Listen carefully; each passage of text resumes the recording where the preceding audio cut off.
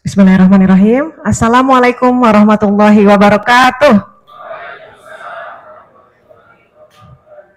Bapak, Ibu, gimana kabarnya pada pagi hari ini? Sehat insya Allah ya? Alhamdulillah. Alhamdulillah, Allahu Akbar. Baik Ibu, sama kita sefrekuensi. Terima kasih. Perkenalkan, saya Tisa atau dengan nama lengkap Siti Saada. Pada pagi hari ini mohon izin Bapak Ibu, saya memandu sebagai MC. Kemudian Bapak Ibu, saya akan ucapkan selamat datang. Acara apa nih Pak Bu? Udah tahu belum? Jangan-jangan kesini datang nggak tahu? Tahu kan ya? Bener. Acaranya adalah Bebras Indonesia Urgensi Computational Thinking pada tanggal 17 dan 20 Oktober 2023. Kita beri tepuk tangan Bapak Ibu dulu ya semuanya, udah pagi-pagi bangun. Selamat datang Bapak Ibu di Telkom University, Gedung TULT lantai 16. Baik, kemudian pada hari ini, mari pertama-tama kita panjatkan puja dan puji syukur kehadirat Tuhan Yang Maha Kuasa Allah Subhanahu wa taala bahwasanya kita masih diberi berbagai nikmat ya Bapak Ibu ya. Nikmat sehat, nikmat iman, nikmat ketemu keluarga, teman dan bercanda sehingga kita terus produktif sampai datang pada pagi hari ini. Demikian selanjutnya kita akan mulai Bapak Ibu guna semakin mensyukuri dan mendoakan acara ini bermanfaat untuk seterusnya dan selanjutnya. Berkenan Bapak Ibu untuk menundukkan kepala sejenak untuk berdoa menurut agama dan kepercayaan masing-masing. Bisa dimulai.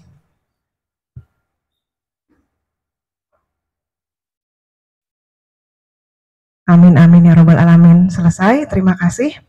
Baik Bapak Ibu, setelah kita bersama-sama berdoa, marilah kita juga bersama-sama menyanyikan lagu Kebangsaan Indonesia Raya. Kepada yang bertugas dipersilakan. Sudah? Baik, dan kepada Ibu hadirin.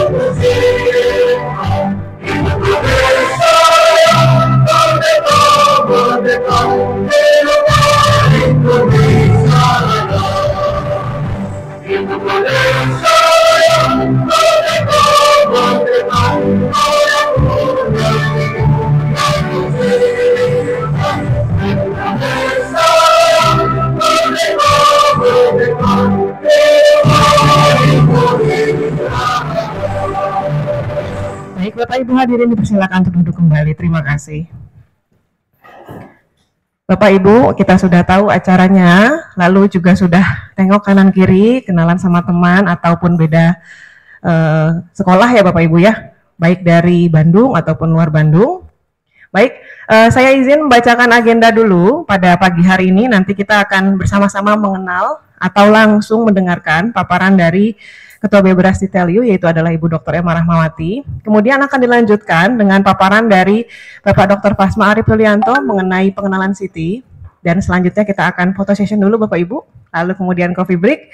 Dan kemudian ada paparan dari Bapak Arzaki selaku pemateri mengenai Siti dan peranannya pada mata pelajaran informatika. Nah, jadi sebelum kita istirahat isoma juga akan ada paparan dari Bu Lydia Ningsih untuk registrasi akun dan pengenalan media online. Jadi Bapak Ibu udah mulai semakin semangat dan antusiasme Bapak Ibu ya, dan nanti setelah kita ramah tamah siap, terima kasih Pak. Saya juga selalu siap sedia. Baik, setelah itu kita akan dengarkan dari Bapak Dr. Putari Gunawan mengenai soal Siti, yaitu latihan dan pembahasan, dan selanjutnya ada tim kami Pak, yang kece-nya tiada dua begitu. Bagi Pinang di belah dua ya Pak, ada Bu Rimba, Pak Fasma, Bu Seli, dan Bu Lydia Ningsih untuk mengetahui unplug. nanti Bapak Ibu bisa main seru di sini. Jadi tak ada siang, tak ada kantuk, ibaratnya begitu pepatahnya ya Bapak Ibu ya. Malah mau lagi, tapi kopi break dulu sebentar. Setelah itu dilanjutkan, oh maaf, dengan micro teaching langsung Bu Emma lagi ya. Setelah itu dilanjutkan dengan photo session dan ada post test. Hati-hati Pak, Bu, udah belajar belum semalam? Belum, sama saya juga belum. Belajarnya kita langsung hari ini Bapak Ibu, tetap semangat, tetap ceria. Baik Bapak Ibu sudah mengenal, yaitu adalah tim dari pemateri Bebras nasional di Telkom University. Kira-kira ada yang udah kenal belum Pak Bu, sebelum kita panggil Bu Emma ke depan? Kecuali Bu Emma ya, ada lagi yang udah dikenal belum? Pak Pasma yang mana, udah tahu Pak belum Pak? Belum, yang itu. Oh ya sudah. Nanti kalau ada yang mirip-mirip artis, kita minta tanda tangan ya Pak Uya. Foto bareng, siap. Baik Bapak Ibu, tanpa mengurangi lagi saya berlama-lama, berkenan kiranya kepada Ibu Dr. Emma memberikan overview, yaitu gerakan pandai, Siti, dan tantangan bebas Ibu. Waktu dan tempat dipersilakan Bu.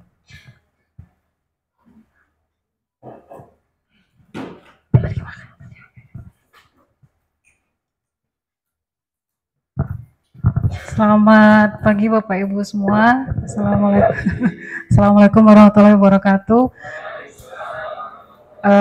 Perkenalkan saya Emma Rahmawati, dipanggilnya Emma saja. Cuman kalau di Sunda itu ternyata Emma itu emak nama untuk bapak-bapak saya juga baru sadar. Saya orang Jawa jadi saya nggak tahu. Baik. Saya tampil pertama karena jadi seksi pembantu umum, jadi suka bersih-bersih. Nanti di pembukaan penutupan juga sama saya lagi. Baik, pertama-tama izinkan saya mengucapkan terima kasih atas kehadiran Bapak Ibu guru di sini. Luar biasa pagi-pagi sudah datang, belum sarapan pula gitu ya. Mohon maaf. Mohon bertahan. Coffee break baru ada sekitar jam 10. Setelah sesi kedua nanti tahan-tahan gitu ya, kan kita udah terbiasa puasa ya. Gitu. Wah di sesi sini masih kosong sebenarnya. Kalau mau pindah ke sana nggak masalah nanti. Baik, Bapak Ibu, workshop kita ini akan berlangsung selama 2 hari, hari Selasa dan Jumat. Cukup panjang. Materinya serius tapi santai, kita bisa bawa santai. Kita untuk sesuatu yang serius karena kalau kita bawa santai juga nangkapnya juga enak gitu ya Bapak Ibu guru. Nah, selamat datang di gedung TULT Telkom University Landmark Tower. Gedungnya bagus banget Bapak Ibu ya. Dari tol kelihatan. Udah foto-foto Bapak Ibu ya. Mau bikin konten silakan. Nanti bisa foto-foto saat coffee break, saat foto session, silakan sepuasnya. Ini adalah kedua kalinya kami mengadakan event serupa di gedung ini secara on-site atau luring. Ini adalah tahun keempat kami mengadakan workshop serupa. Pertama kali kami mengadakan workshop serupa itu tahun 2020 saat pandemi. Selama 2 tahun kami mengadakan event serupa secara online. Sama juga sertifikat 32 JP, durasinya juga panjang seperti itu. Kebayang kalau online itu kan nggak enak ya, gitu. Nggak bisa nanya langsung, nggak bisa diskusi langsung. Padahal kalau workshop itu kan kalau kita ketemu narasumber enaknya kan ngobrol, gitu Bapak Ibu ya. Baik, nah apa saja yang akan kita bahas di sesi pembuka ini? Nggak berat Bapak Ibu, saya cuma ngomongin ini aja, kenalan semuanya. Apa itu gerakan pandai itu? Sering muncul pandai itu di mana di posternya, kemudian di flyernya, di videotron, apa nih pandai. Bagi yang belum tahu nanti kita akan bahas sedikit. Terus apa hubungannya pandai dengan computational thinking dan tantangan bebas? Lalu workshop kita ini mau dibawa kemana? Seperti apa kontennya? Lalu struktur program untuk bisa dapat 32 JP, struktur program seperti apa saja? Ya benar gitu 32 JP jam pelajaran. Nah, nanti kita akan kupas tuntas di sini. Dan nanti saya akan tunjukkan sekilas media pembelajaran e-learning yang akan Bapak Ibu gunakan selama kita mengikuti workshop. Jadi materinya nggak tercecar di Google Drive, OneDrive seperti itu, tapi semuanya ada di e-learning. Jangan khawatir, nanti aksesnya akan diberikan. Gratis Bapak Ibu, nggak ada biaya. Nah, ini adalah sekilas tentang gerakan pandai. yang diinisiasi oleh Bebras Indonesia, sepenuhnya disupport secara moral dan material. Material itu dana. Jadi banyak yang menanyakan kepada panitia, ini biayanya berapa untuk workshop? Gratis, benar-benar gratis, nggak dipungut biaya. Kami memang diberikan dana oleh google.org untuk mengadakan pelatihan seperti ini, yang intinya adalah sosialisasi mengenalkan computational thinking kepada guru dan siswa di seluruh Indonesia. Tentu saja ada target jumlah siswa, namun target ini sudah kami penuhi di tahun 2022 kemarin, gitu. Jadi santai. Kan kalau kita bikin program harus ada targetnya Bapak Ibu ya, untuk tahu ini programnya berhasil atau enggak. Nah, jadi intinya si gerakan pandai ini tujuannya cuma ini doang. Yang pertama benar-benar mensosialisasikan, mengenalkan CT, seterusnya saya akan sebut CT atau computational thinking kepanjangan, dan tantangan Bebras sebagai salah satu media belajar CT, seperti itu. Nah, kemudian yang kedua tujuannya adalah tujuan dari gerakan pandai memberikan ide bagaimana caranya bukan menginfus ya, mengintegrasikan CT ke dalam mata pelajaran. Nah, karena hari ini workshopnya tuh di judulnya adalah urgensi CT pada mapel informatika, maka kita akan banyak berinteraksi dengan mapel informatika, gitu. Jadi bukan dengan mata pelajaran yang bermacam ragam itu.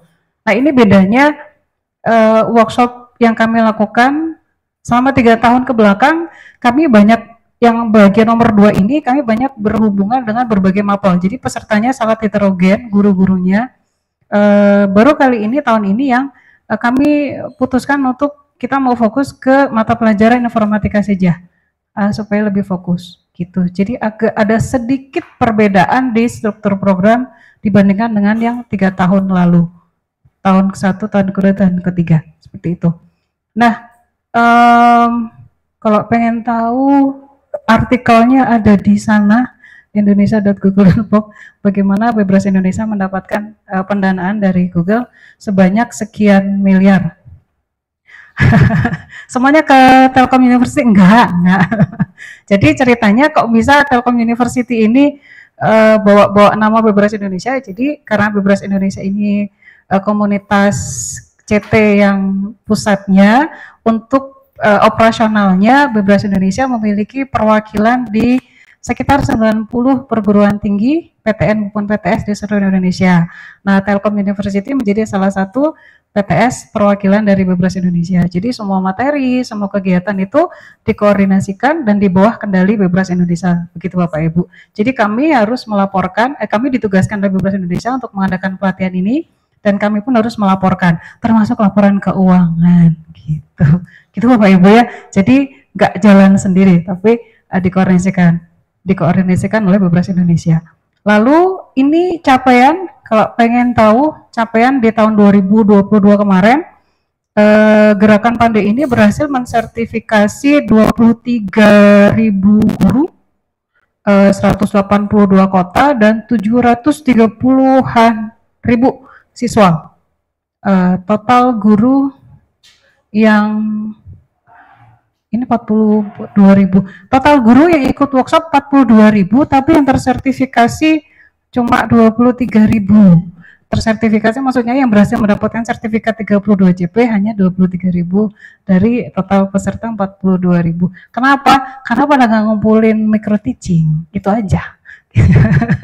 Sementara kalau di Google.org, kalau kita ikut pelatihan, apa bukti kita ikut pelatihan? Kan harus ada Bapak Ibu ya. Kita sudah belajar, terus apa ya? Ya karena kita guru, kita pendidik, ya kita ajarkan apa yang kita dapatkan ilmunya.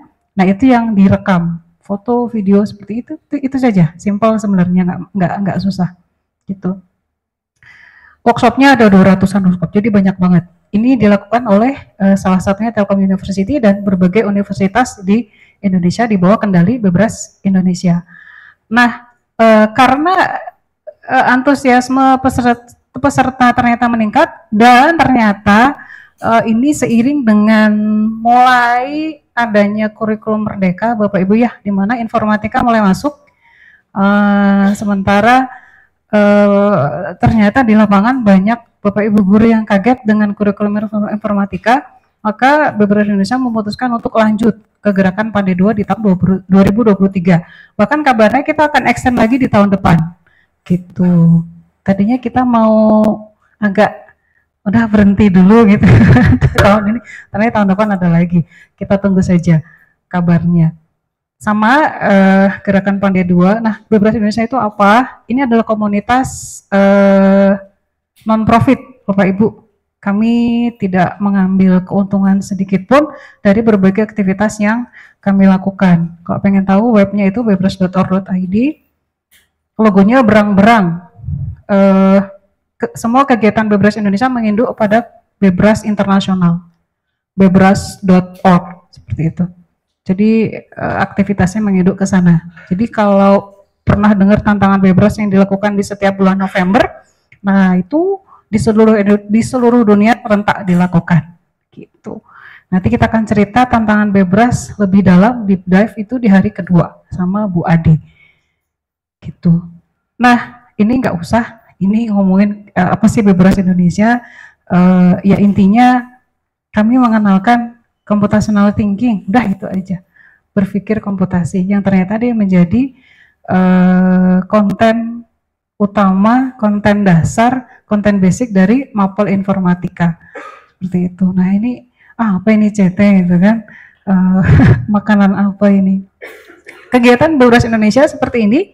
Loka Karya Nasional, kami baru saja selesai melakukan workshop nasional di akhir September kemarin. Tempatnya di sini juga dihadiri oleh kurang lebih 80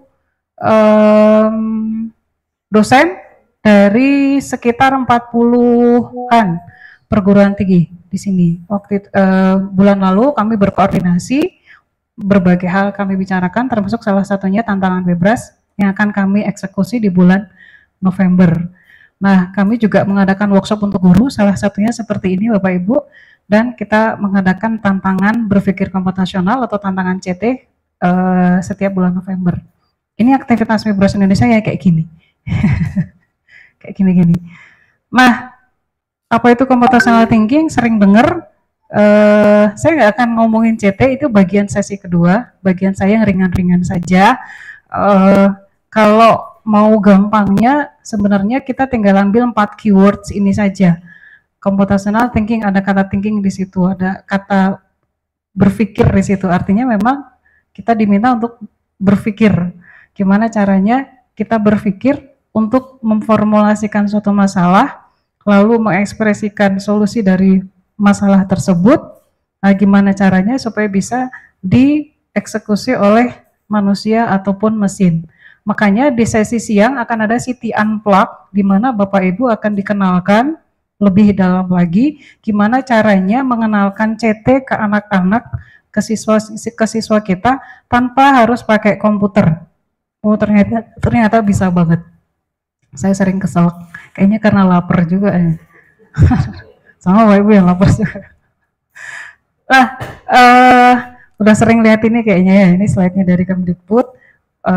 Kenapa CT itu penting? Karena CT ini mulai masuk di kurikulum di setiap jenjang, mulai SD, SMP, SMA, SMK, SLB. Kalau di SD dimasukkan dalam berbagai mapel umum, sementara kalau di SMP mulai menjadi mapel wajib. Di SMA nggak wajib Bapak Ibu ya. Di beberapa sekolah ada yang wajib sih, mapel informatika. Di sekolah anak saya. Nah, nanti kita akan bahas lebih lanjut ini di sesinya Pak Arzaki, di sesi 3. Gitu ya.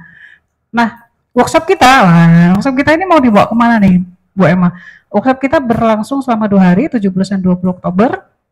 Materinya semuanya akan kami post di e-learning, nggak usah nyari-nyari Google Drive-nya gitu ya, udah nggak zaman lagi. Nah, di akhir workshop, Bapak Ibu diminta untuk memberikan sharing dalam tanda kutip pengalaman pembelajaran CT ke siswa-siswa Bapak Ibu.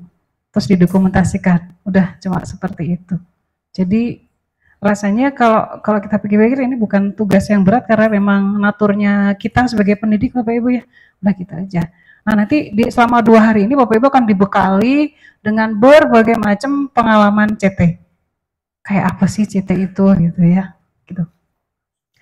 Nah, teknisnya workshop kita seperti ini. Di hari pertama materi kita akan membahas pengenalan CT, CT Unplugged, dan CT pada maupun informatika. Kemudian akan ada diskusi grup, dan di akhir workshop 1 Bapak Ibu diminta untuk melakukan refleksi diri, diisinya secara online di e-learning. Nah, nanti kalau udah ada akses e-learning, lihat aja ada refleksi diri di situ. Refleksi diri biasa. Nggak ada benar, nggak ada salah di sini Bapak Ibu ya. Oh, kalau dapat nilai sekian benar, nggak ada di workshop ini, nggak. Jadi kita sebagai peserta workshop diminta untuk menilai diri kita sendiri, kita sudah paham atau belum, ketika kita pahamnya seberapa banyak, kayak gitu. Refleksi dirinya seperti itu. Kemudian di hari kedua workshop hari Jumat, sama di sini juga kita akan bahas pengenalan tantangan bebas dan akan lebih banyak sumber CT lainnya. Nah, kalau di hari Jumat itu sumber CT-nya pakai komputer khusus. Kalau hari ini Bapak Ibu akan mengenal belajar CT, diberikan pengalaman belajar CT kebanyakan tanpa komputer. Nah, kalau yang hari Jumat sebagian pakai komputer dan sebagian enggak gitu. Ternyata banyak yang enggak pakai komputer. Kita bisa belajar CT tanpa komputer lebih banyak. Kemudian terakhir ada micro teaching seperti itu, Bapak Ibu mengajarkan ke siswa-siswa Bapak Ibu. Udah. Workshopnya begitu. Jika sudah selesai semua, maka Bapak Ibu akan berhak untuk mendapatkan sertifikat 32 JP sebagai apresiasi atas kerja keras Bapak Ibu mengikuti workshop. Nah, ini sekilas materi yang akan Bapak Ibu lalui. Semoga materi yang kami susun di workshop ini memberikan pengalaman berharga untuk kita semua. Bapak Ibu bisa dapat banyak manfaat di sini nantinya ya. Nah, ini dia struktur program workshop kita. Rinciannya seperti ini sehingga didapatkan 32 JP. Ini nggak terlalu stretch, masih cakep tulisannya. Videotronnya gede banget. Gitu. Kita Bapak Ibu, jadi diawali dengan pengenalan gerakan pandai ini di sesi saya. Kemudian nanti setelah ini ada pengenalan CT, pengenalan soal-soal CT, nanti ada di sesi hari ini juga. Dan beberapa di antaranya Bapak Ibu bisa dapatkan pengalaman ini di LMS. Gitu ya. Kemudian pengenalan tantangan bebas itu nanti hari Jumat, latihan tantangan bebas di e-learning, kami akan tunjukkan nanti. Urgensi CT pada mapel informatika, pengenalan dan berlatih CT secara unplugged itu juga hari ini. Kemudian pengenalan berbagai sumber belajar CT, berlatih menggunakan e-learning sebagai media pembelajaran, dan terakhir ditutup dengan micro teaching siswa. Nah, karena kami sadar bahwa namanya kita sama-sama pendidik Bapak Ibu, hanya di level yang berbeda. Bapak Ibu di siswa justru yang lebih berat bebannya, kalau kami di level yang lebih ringan, mahasiswa banyak urusan kan Bapak Ibu ya di selain mengajar. Gak cuma ngajar kan ya, kerjaan tambahnya banyak ya. Akreditasi gitu. Jadi kami sadar, maka untuk micro teaching ini kami berikan waktu 1 bulan seperti itu, jadi santai. Jadi, ini seperti apa sih micro teaching Bu Emma? Simpelnya apakah harus sampai 2 jam pelajaran? Nggak usah sampai segitu. 30 menit diskusi, ngajarin ke siswa, ngasih soal ke siswa, terus kita kasih feedback, mereka nanya ke kita kayak gitu, seperti itu. Seperti belajar biasa saja. Tidak usah harus dibikin harus. Boleh enggak? Karena kalau misalnya Bapak Ibu bisa mau ngambil 2 jam, 3 jam pelajaran itu kan kalau ngambil slotnya agak susah ya. Mau ngambil slot yang mana kayak gitu. Bisa disisip-sisipkan saja gitu. Nah, ini event-event yang sebelumnya, foto-foto. Ini Bapak Ibu guru yang berhasil dapat door prize dari kami waktu itu, kartu bebas. Saat ini udah nggak ada, belum diproduksi lagi oleh Periplus. Nyari di mana-mana kami belum berhasil dapat lagi. Sejak tahun kemarin nggak berhasil dapat lagi. Terakhir kami beli banyak tuh tahun 2021. Banyak banget kami bagi-bagi ke Bapak Ibu guru. Di beberapa guru, kebanyakan kegiatannya online ya Bapak Ibu. Nah, seperti apa kartu bebras akan dikenalkan di hari Jumat. Nanti akan diberikan contohnya. Seperti itu. Nah, ini yang tahun kemarin. Bapak Ibu gurunya belajar di kelas. Kalau hari ini enggak, kita di sini saja. Kita di sini saja. Gitu. Ini yang tahun kemarin. Ruangannya sama persis. Waktu itu tapi khusus untuk guru-guru Telkom School saja. Cuman Bapak Ibu gurunya dari mapel yang sangat heterogen. Gitu. Jadi nggak cuma dari informatika. Gitu Bapak Ibu ya. Nah, ini siswa-siswa yang di micro teachingi oleh Bapak Ibu peserta waktu itu. Ada yang karena waktu itu pandemi nggak sekolah, jadi gurunya datang ke rumah siswa ini di daerah, saya lupa Garut atau Sumedang gitu waktu itu. Dan beginilah cara Bapak Ibu gurunya mengajarkan, luar biasa. Ketutup. Ada juga yang mengajarkannya secara online, ada juga yang menggunakan virtual lab seperti ini. Ini dari Sidoarjo kalau saya nggak salah ingat. Salah satu orang guru di Sidoarjo, beliau mengajarkan ini ke siswanya menggunakan virtual lab. Nah, untuk kami akan berikan 2 macam sertifikat ke Bapak Ibu. Jadi di setiap harinya akan ada sertifikat kehadiran. Cuma untuk misalnya entah Bapak Ibu butuhkan untuk apa gitu ya, untuk ditujukan kepada sekolah bahwa Bapak Ibu hadir. Ini bisa di-download nanti di e-learning sendiri oleh Bapak Ibu. Jadi nggak usah minta panitia gitu, nggak usah. Bapak Ibu bisa download langsung di e-learning. Seperti ini bentuknya. Nanti dia caca di e-learningnya gimana caranya bisa dapat sertifikat. Nah, ini dah sertifikat 32 JP yang bisa Bapak Ibu dapatkan jika selesai mengikuti program. Gitu. Ini contohnya yang kami berikan di tahun 2021. Mirip bentuknya seperti ini. Jadi kalau Bapak Ibu perhatikan, sertifikat ini yang ngasih bukan Telu, bukan Telkom University, tapi dari Bebras Indonesia. Dan ada logo Google-nya. Gitu. Jadi semua dokumen yang Bapak Ibu kirimkan kepada kami, dokumen micro teaching, itu kan kami kirimkan ke Bebras Indonesia untuk diverifikasi. Oke, ini sudah cukup, sudah sesuai, ada foto, ada video, ada daftar hadir, ada materi yang diajarkan, ada nilai yang didapatkan oleh siswa, ada evaluasi oleh guru, standar seperti itu. Kemudian baru bisa dikeluarkan sertifikatnya. Gitu. Gitu doang Bapak Ibu. Simple. Kalau emang kayak gitu, kenapa banyak yang nggak berhasil? Cuma 60% peserta yang bisa bertahan sampai akhir, sampai micro teaching selesai. Gitu. 40%-nya nggak ngumpulin. Jadi ya mohon maaf, tidak bisa diberikan sertifikatnya. Kan itu aturan dari Bebras Indonesia dan Google Org. Gitu. Nah, e-learning yang akan Bapak Ibu gunakan ini ada di online learning telkomuniversity.ac.id. Nanti akan diberikan aksesnya di sesi keempat, di sesi jam 11 oleh Bu Lydia. Tampilannya kayak gini. Nanti silakan dioprek. Ada apa aja di situ, gitu ya. Nah, terakhir, ini yang kegiatan yang lebih dulu kami adakan sejak tahun 2016. Bebras Challenge atau tantangan Bebras. Bagi yang belum tahu, event ini sebenarnya diadakan serentak di seluruh dunia di setiap bulan November. Di setiap bulan November. Agak beda-beda, ada di minggu pertama, ada di minggu kedua. Kalau di Indonesia di minggu kedua November serentak seluruh Indonesia dilaksanakan secara online. Nah, Bebras Challenge ini memang bukan kompetisi yang menang-menangan gitu, nanti dapat juara 1, bukan. Tapi memang sampai dengan sekarang statusnya atau kondisinya itu masih kami berusaha mengenalkan CT kepada siswa-siswa kita. Karena ternyata susah-susah soalnya ya. Siswa itu pada kesulitan ngerjainnya. Tapi cuma Indonesia aja yang kesulitan, siswa Indonesia. Di negara lain enggak atau ternyata. Jadi kayaknya yang ada sesuatu dengan siswa-siswa kita.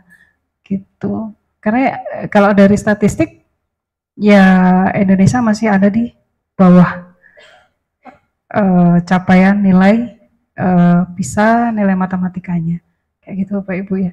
Jadi ya mungkin itu ada korelasinya ketika diberikan soal-soal semacam ini siswa kita agak kesulitan. Tapi nggak apa-apa, kita akan coba terus untuk kenalkan, siapa tahu suatu saat entah kapan gitu ya, kemampuan siswa kita akan meningkat dengan pesat. Kami juga mengadakan workshop CT untuk siswa, biasanya dalam rangka tantangan bebras. 3 kali sudah kita lakukan ya Pak Basma ya, itu sejak tahun 2020, 2021, 2022, secara online semuanya, dan inilah dilakukan anak-anak ketika online. Dicoret-coret semua zoomnya ya nggak apa-apa, ini anak-anak SD waktu itu. Jadi kami rencana juga akan mengadakan workshop lagi untuk siswa, tunggu saja tanggal mainnya, kami akan infokan. Nah ini media komunikasi WhatsApp grup, Bapak Ibu sudah bergabung di dalamnya. Bagi yang belum bergabung boleh bertanya kepada kontak person yang ada di flyer, kemana harus bergabung di WhatsApp group. Kami juga punya website, silakan dibuka websitenya. Event ini sudah muncul di website, dan kami juga punya channel YouTube. Di situ isinya pembahasan soal-soal CT, event-event yang kami laksanakan, terus apa lagi ya? Intinya itu sih. Pembahasan berbagai soal CT dan event-event, workshop guru, workshop siswa, seperti itu. Gitu Bapak Ibu. Jadi habis ya selesai ya, alhamdulillah. Jadi inilah Bapak Ibu yang akan Bapak Ibu lalui, akan Bapak Ibu nikmati selama 2 hari workshop kita. Semoga tetap semangat, dan tujuannya bukan belajar ke kami, tapi kita diskusi gitu ya. Kami mengenalkan berbagai hal, Bapak Ibu coba kritisi, kita diskusi, semoga kita mendapatkan nanti formulasi hasil yang lebih baik lagi. Begitu. Tidak ada pertanyaan Bapak Ibu, memang tidak saya buka sesi pertanyaan, nanti saja di sesi setelahnya gitu. Baik, terima kasih atas perhatiannya. Bapak Ibu akan ketemu saya lagi nanti di akhir sesi. Terima kasih. Assalamualaikum warahmatullahi wabarakatuh. Waalaikumsalam warahmatullahi wabarakatuh. Kita beri tepuk tangan yang meriah Bapak Ibu ya kepada Ibu Dr. Emma Rahmawati yang telah memaparkan overview. Jadi gimana Pak Bu, udah ada gambaran ya? Ini nanti kalau bikin konten udah bisa diperkirakan isinya tentang apa begitu. Bapak Ibu, selamat menikmati menjalani keseluruhan rangkaian workshop ini tentunya dengan nyaman, serius dan santai. Tapi sebelum kita ke pemateri berikutnya, izinkan saya menyampaikan beberapa informasi penting, yaitu di sini ada tangga darurat yang amit-amit ya Bapak, jangan sampai terjadi sesuatu, kita bisa lalui di sebelah kanan. Lalu di sebelah kiri ada musola, nanti kita akan sholat zuhur di sana, dan setiap lantai gedung ini juga ada musolahnya, dan masjidnya ada di lantai 2. Lalu kemudian ada juga nanti tempat makan di depan Bapak Ibu ya. Kemudian ada juga sesi foto-foto lantai 1 juga bisa, dan kemudian Bapak Ibu bisa berkeliling Teliu jika waktunya sempat. Barangkali ada pertanyaan dulu Bapak Ibu terkait area atau sekitar dari lingkungan di TWLT ini? Cukup ya Bapak Ibu ya. Baik Bapak Ibu, kita melangkah ke acara berikutnya, yaitu akan dipandu oleh Bapak Dr. Pasma Arif Yulianto dengan materi mengenai pengenalan Siti. Bapak Ibu, mari kita sambut dengan meriah Bapak Pasma Arif Yulianto. Silakan Pak.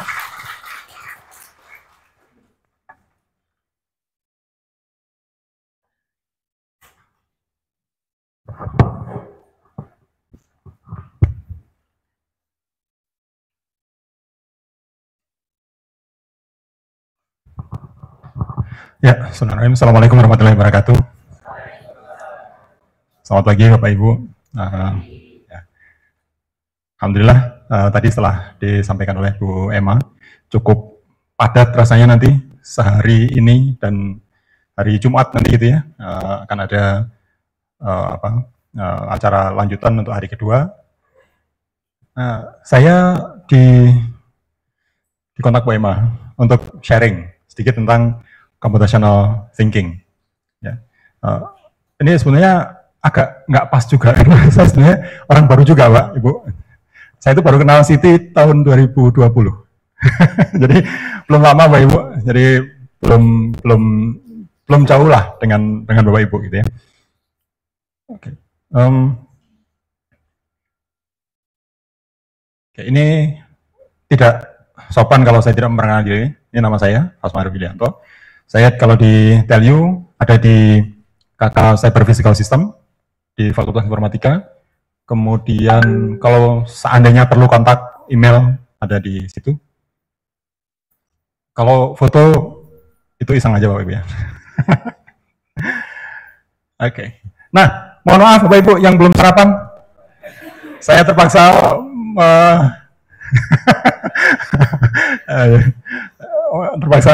memberikan gambar ini.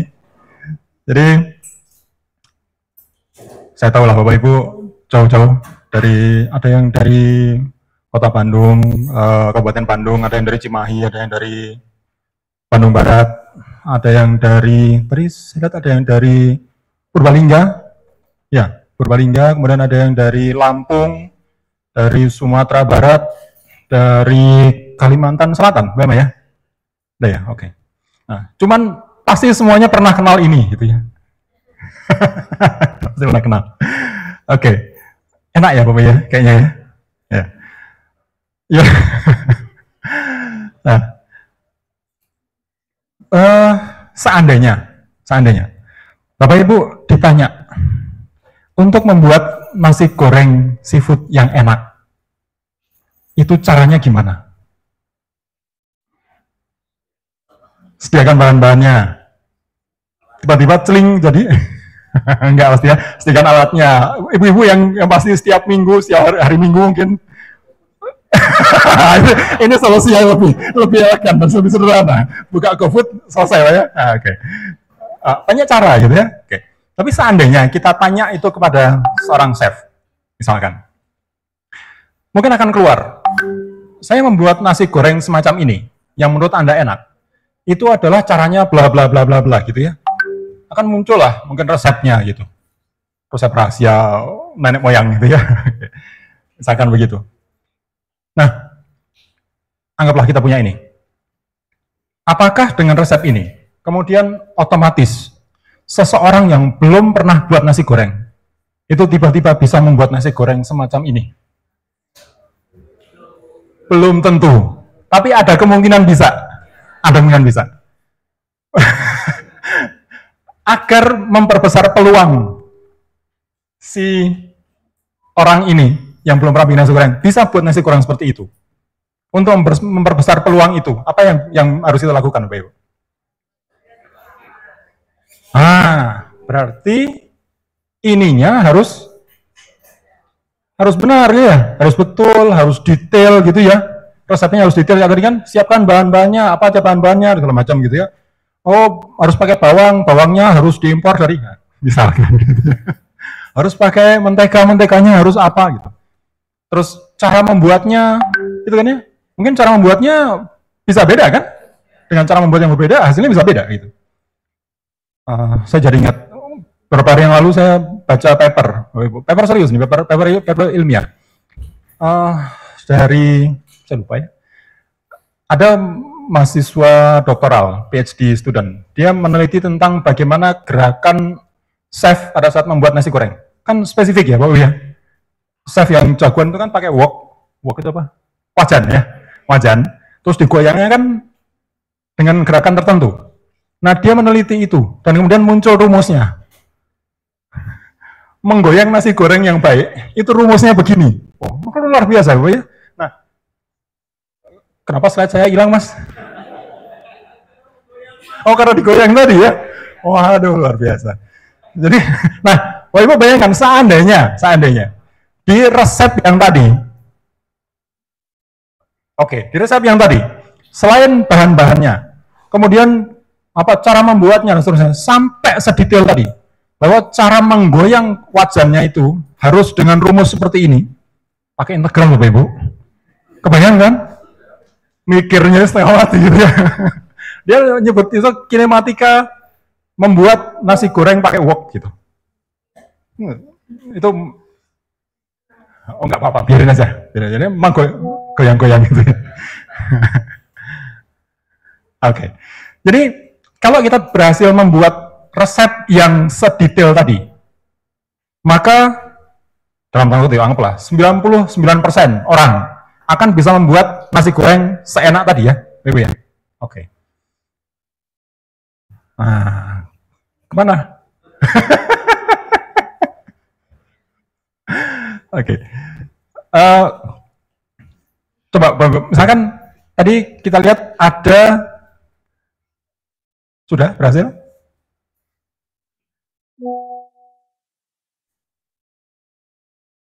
Biar kelihatan nasi gorengnya maksudnya Ibu. Kalau nggak kelihatan tuh nggak asik gitu ya. Nah, oke. Tadi sampai ini ya. Jadi si mas ini, mas-mas opa-opa Korea ini gitu ya. Nah, akan bisa membuat nasi goreng yang seenak tadi, seenak chef. Oke. Ada pikiran agak nakal. Kalau orang siapapun bisa membuat nasi goreng seperti itu dengan resep yang detail tadi, apakah suatu saat kita bisa buat minta tolong robot untuk membuatkan yang semacam itu? Harusnya bisa. Coba bisa dulu aja deh, gitu kan ya. Masalah gimana nanti. Oke. Nah, kebayang dulu ya, seandainya kita bisa membuat resep yang cukup detail, sampai orang yang sama sekali belum pernah kenal nasi goreng bisa membuat itu, sampai robot bisa buat nasi goreng kayak gitu. Artinya kita berhasil membuat resep yang keren. Nah, yaitu Siti. Selesai Bapak Ibu. Sosis saya selesai. Jadi ringkasnya, tadi kan Bu Emma sudah sampaikan. Siti itu keywordnya 4 kan, ada problemnya, kemudian bisa diformulasikan, bisa dieksekusi oleh orang ataupun mesin. Kita lihat, kalau resep ini, kita sudah bisa memformulasikan ini dalam bentuk yang nantinya bisa dieksekusi oleh orang maupun mesin, maka kita sudah menjalankan computational thinking. Kita sudah bisa mengeluarkan apa yang ada di kepalanya chef menjadi sesuatu yang bisa dieksekusi oleh orang lain atau bahkan oleh mesin. Nah, ya sudah, itu aja Siti. Idenya begitu. Udah selesai ya Bu ya. Nah, sekarang ini mohon maaf ya kalau ada ibu-ibu yang kebetulan namanya Siti, karena akan jadi sangat populer hari ini, sangat sering disebut Siti. Kayaknya ada ya Siti siapa gitu, saya ada saya lupa, Siti Aisyah atau Siti Maryam gitu, saya lihat ada nama itu.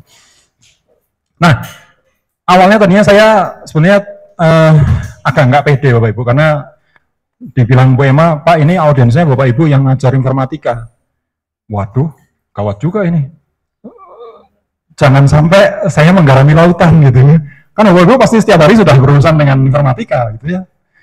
Jadi, tapi oke lah, karena namanya sharing, nanti bahkan Bapak Ibu yang boleh memberikan sesuatu ke kami gitu ya.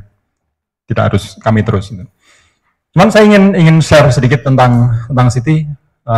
Kenapa perlu Siti? Tadi Bu Emma sudah sampaikan sedikit di awal. Anak-anak kita itu nanti sekian puluh tahun, sekian belas tahun lagi akan hidup di area atau di society 5.0 katanya.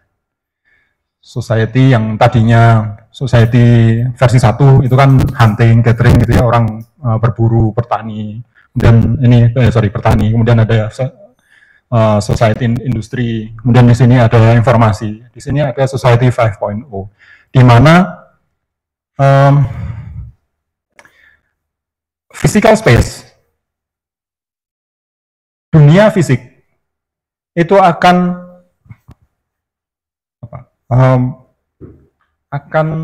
tidak ada lagi batas yang sangat jelas dengan dunia cyber. Jadi cyber dan fisik itu seolah-olah menyatu, meskipun tidak menyatu benar, tapi batasnya menjadi semakin tipis. Ya mohon maaf, ini agak iklan, gue mentang-mentang saya di KK Cyber Physical System gitu ya. Jadi antara cyber dengan physical itu nanti akan tidak terlalu ketat batasnya, gapnya tidak terlalu jauh. Keywordnya katanya ada 3, ada IoT, Internet of Things, kemudian Big Data, dan Artificial Intelligence, AI. Nah tadi gambar-gambar yang tadi, Bapak Ibu kalau lihat yang ini gambar-gambar yang saya minta dibuatkan oleh AI. Bisa dilihat di sini. Jadi gambar ini saya minta buatkan oleh Bing Image Creator.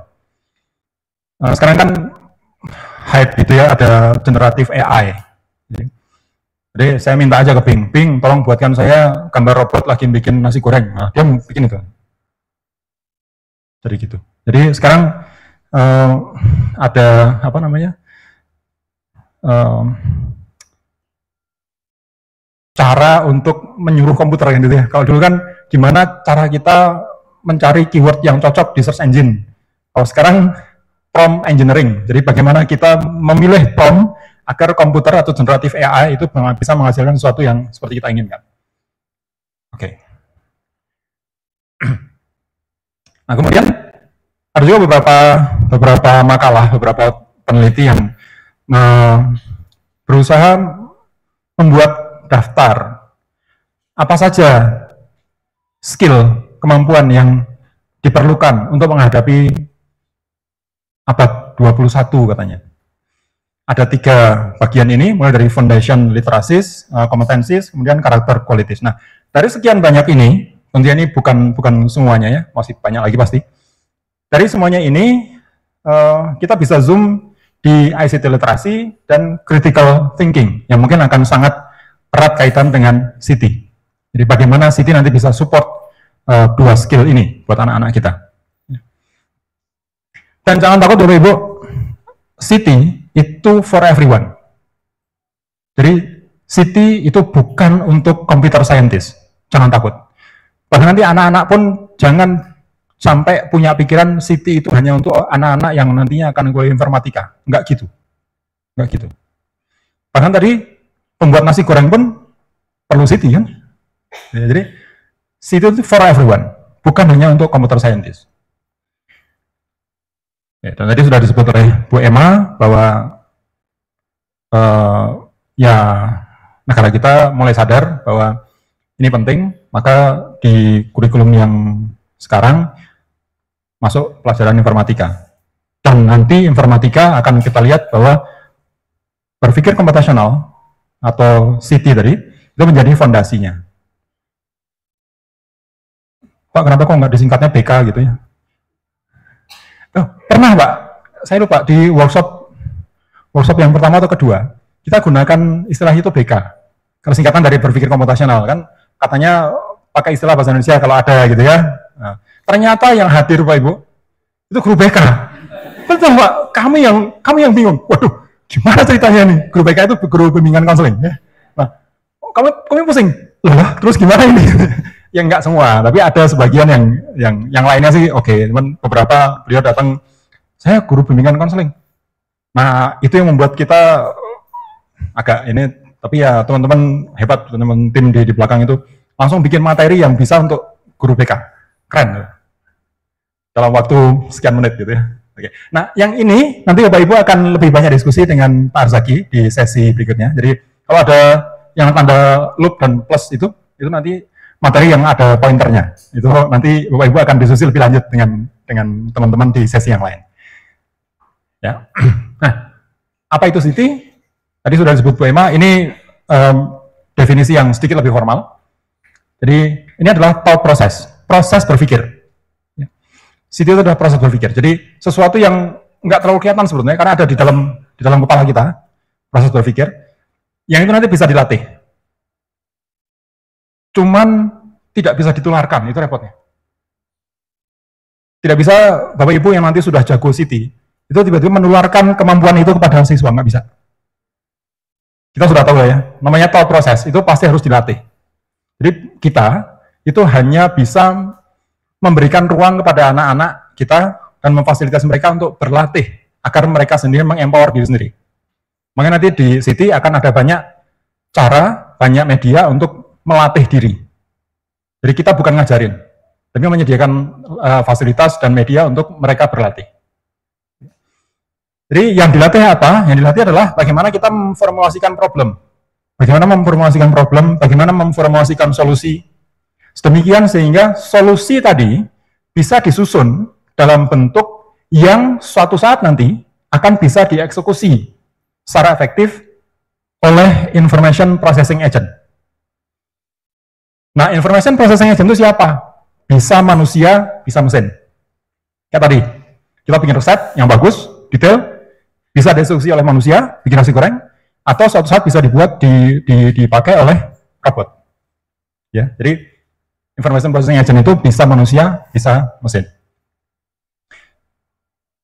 Oke, City itu apa? Panjang, Pak. Kalau mau diceritakan itu ada satu buku segini. Apa itu City? Tapi secara ringkas, item-itemnya yang menjadi thinking step-nya di City itu saya ambil dari tulisannya Su dan teman-teman. Beberapa tulisan yang saya ambil di sini, kalau yang saya ambil dari sesuatu saya taruh di bawah ya, Bapak Ibu nanti bisa lanjutkan bacanya di sumber aslinya. Jadi mulai dari abstraksi, bagaimana kita berlatih mengidentifikasi hal yang penting dari sesuatu. Yang nggak penting abaikan dulu.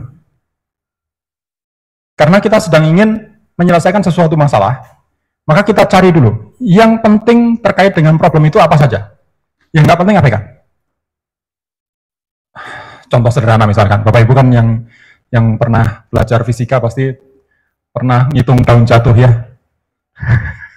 Ngapain daun jatuh dihitung? Tapi ingat, waktu kita ngitung daun jatuh, kecepatan daun jatuh, itu kan pasti ada asumsi. Gesekan udara diabaikan ya. Nah, itu contoh abstraksi. Saat ini, saya sedang ngitung kecepatan daun jatuh. Tapi, yang saya anggap penting sekarang adalah gravitasi dulu. Gesekan udara, saya abaikan dulu. Itu contoh dari abstraksi. Nah, seterusnya. Kemudian, algoritma desain. Bagaimana kita mendesain algoritma? Algoritma itu kan ordered series of instruction. Jadi, Bapak Ibu pasti sudah tahu algoritma itu apa. Contohnya tadi lah, resep nasi goreng tadi, ya kan? Ada inputnya, ada prosesnya, ada outputnya. Ya. Kemudian, automation, karena suatu saat nanti harus bisa dijalankan oleh komputer misalnya. Ada analisis data, ada data collection, ada data representation, ada dekomposisi, kita memecah masalah, tadinya masalahnya besar. Kalau kita kerjakan langsung, masalah sebesar itu, bisa sih selesai, tapi selesainya kapan-kapan gitu kan. Jadi kita pecah-pecah dulu, menjadi bagian-bagian yang lebih manageable, lebih solvable. Kita selesaikan per partnya, nanti kalau semua partnya selesai, whole-nya kan selesai. Sama seperti waktu belanja mendadak Indonesia lah ya. Apa? Politik defisit itu nah kan, pecah belah dan gitu kan ya. Jadi ada dekomposisi, ada paralelisasi. Kalau kita punya lebih dari satu pemroses, sekarang saja lah, komputer kita, hampir semua komputer kita itu prosesornya banyak, minimal 2, ada yang 4, ada yang 8, ada yang 16. Handphone juga mungkin beberapa sudah begitu, prosesornya banyak. Nah kalau kita punya prosesor lebih dari satu, bisa nggak kita buat prosesnya itu secara paralel, jalan bareng, gitu ya? Dan pattern, nyari pola, simulation, transformation, conditional logic, kemudian ada bagaimana kita mengkoneksikan dengan bidang yang lain. Ya. Tidak harus informatika. Di workshop yang lalu bahkan ya Bu Emma ya, ada yang tentang olahraga, Bapak Ibu. Kebayang nggak? Gimana Siti dimasukkan ke olahraga? Ada Bapak Ibu guru yang mengajar olahraga, terus ingin memasukkan aspek Siti ke dalam pelajaran olahraga. Itu nyarinya ternyata nggak susah-susah amat gitu. Waktu itu apa ya contohnya? Lupa saya. Bu Emma masih ingat nggak? Waktu itu yang olahraga betul contohnya. Lupa ya. Tapi ada lah Bapak Ibu. Kayaknya waktu itu apa ya? Contohnya volley atau apa gitu ya? Oh basket ya, basket waktu itu. Apalah gitu, cuman saya lupa. Tapi ya, bisa dimasukin. Kemudian ada visualisasi, error detection, debug, efisiensi, gitu ya. Kemudian modeling, problem solving. Oke. Cukup banyak Bapak Ibu ya. Ada 19 minimal yang sudah teridentifikasi. Kalau ngapalin segitu kan capek. Capek Bapak ya. Lihat sekali enggak. Kecuali yang punya photographic memory bisa cepat gitu. Nah, ini 4 yang populer. Kita bisa mulai dari ini dulu. Ngapalin 19 capek. Kita mulai dari ngapalin 4 dulu. Komposisi, abstraksi, pengenalan pola, dan algoritma. Bapak Ibu boleh mulai dari manapun, terserah. Kalau yang agak-agak suka film mungkin mudah ngapalin dengan AADP. Gitu. Plesetan dari AADC. Oke. Atau pakai apa? Pada gitu boleh. Ya. Jadi abstraksi, algoritma, dekomposisi, pengenalan pola, AADP boleh gitu. Nah, jadi 4 hal ini yang populer dari City, kita bisa berlatih mulai dari mengekspresikan ide atau ya, dengan menghilangkan detail yang tidak relevan kayak tadi. Kita justru memilah mana dari sekian banyak informasi yang relevan dengan kita yang mana. Ini menurut saya agak krusial buat anak-anak kita sekarang. Anak-anak kita sekarang itu kan punya akses ke informasi yang luar biasa. Masing-masing sudah megang handphone. Cuman mereka juga nggak tahu, dari sekian banyak informasi yang bisa mereka dapat lewat handphone itu, yang penting buat mereka yang mana. Kadang-kadang agak mengkhawatirkan gitu ya. Dianggapnya semuanya penting. Dan benar, repotnya itu. Jadi, kita bisa memasukkan aspek-aspek seperti itu mulai dari sini. Sehingga lambat laun, itu akan masuk ke pola berpikir mereka. Dapat sesuatu, wah ini nggak penting nih buat saya sekarang. Abaikan aja. Jadi tidak harus semuanya dianggap penting. Jangan sampai jadi FOMO dan segala macam gitu ya. Oke. Jadi kita mencari detail yang relevan saja dengan konteks kita sekarang, dengan proses, dengan problem kita sekarang. Kemudian algoritma, kita bisa menyusun langkah yang tepat, yang efisien untuk menyelesaikan problem tadi. Dekomposisi, kita tadi membagi masalah. Kemudian mengenal pola, kita mengidentifikasi pola atau kecenderungan sesuatu. Misalkan, kita pernah menyelesaikan suatu masalah dulu. Terus kita ketemu masalah yang baru nih. Tapi ternyata setelah kita pikir-pikir, masalah ini kan mirip dengan yang kemarin. Berarti kan nggak harus mikir dari awal lagi, gitu ya. Kita bisa memulai dari titik itu. Kita tidak perlu memikir dari awal lagi. Karena kita sudah menemukan polanya. Oke. Nah, nanti Bapak Ibu bisa mulai dari yang 4 ini dulu aja. Yang 19 nanti aja deh gitu ya. Nanti pelan-pelan lama-lama akan dapat juga. Oke. Jadi ini fase tipikal kalau di City. Jadi kita berawal dari yang sebelah kanan itu kita biasanya awalnya punya problem yang kompleks, problem yang cukup rumit gitu. Kemudian kita akan coba ubah representasi dari problem itu menjadi sesuatu yang lebih sederhana, lebih mudah dipahami, dan mungkin lebih mudah untuk diselesaikan. Ya. Dari sini, kita bisa akan punya peluang lebih tinggi untuk menemukan solusi yang efektif dan efisien. Ya. Nah, setelah ketemu solusinya, kemudian kita ekspresikan solusi itu dalam bentuk yang executable, yang bisa dieksekusi oleh orang lain atau oleh mesin. Gitu ya. Oke. Mungkin Bapak Ibu dalam hati bertanya, oke, City, ada informatika, ada programming. Hubungannya gimana? Ya. Ada yang sudah meneliti Bapak Ibu, jangan khawatir. Clement dan teman-teman. Mereka memformulasikan hubungan antara computational thinking, programming, dan informatics. Seperti ini. Saya pikir diagram Venn ini sudah cukup mewakili. Tidak perlu saya ceritakan. Ya. Jadi Siti tidak harus pakai programming, betul. Sebagian memang iya, tapi nggak harus. Apakah Siti identik dengan informatics? Enggak juga. Memang ada irisan, tapi tidak identik. Dan segala macam. Jadi dengan gambar ini, Bapak Ibu sudah langsung bisa punya bayangan, punya model bahwa di mana posisi Siti terhadap informatics dan terhadap programming.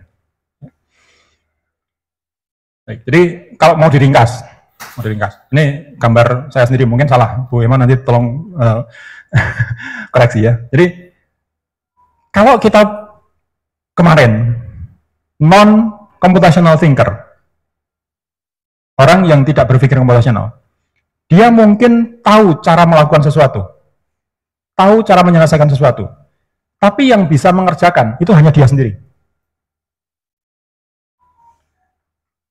Mungkin pernah ketemu, misalkan di keluarga kita lah, ada siapa, bude atau tante atau siapa, yang bisa bikin nasi goreng yang enak. Tapi begitu ditanya, tante kok bisa bikin nasi goreng begini, gimana caranya?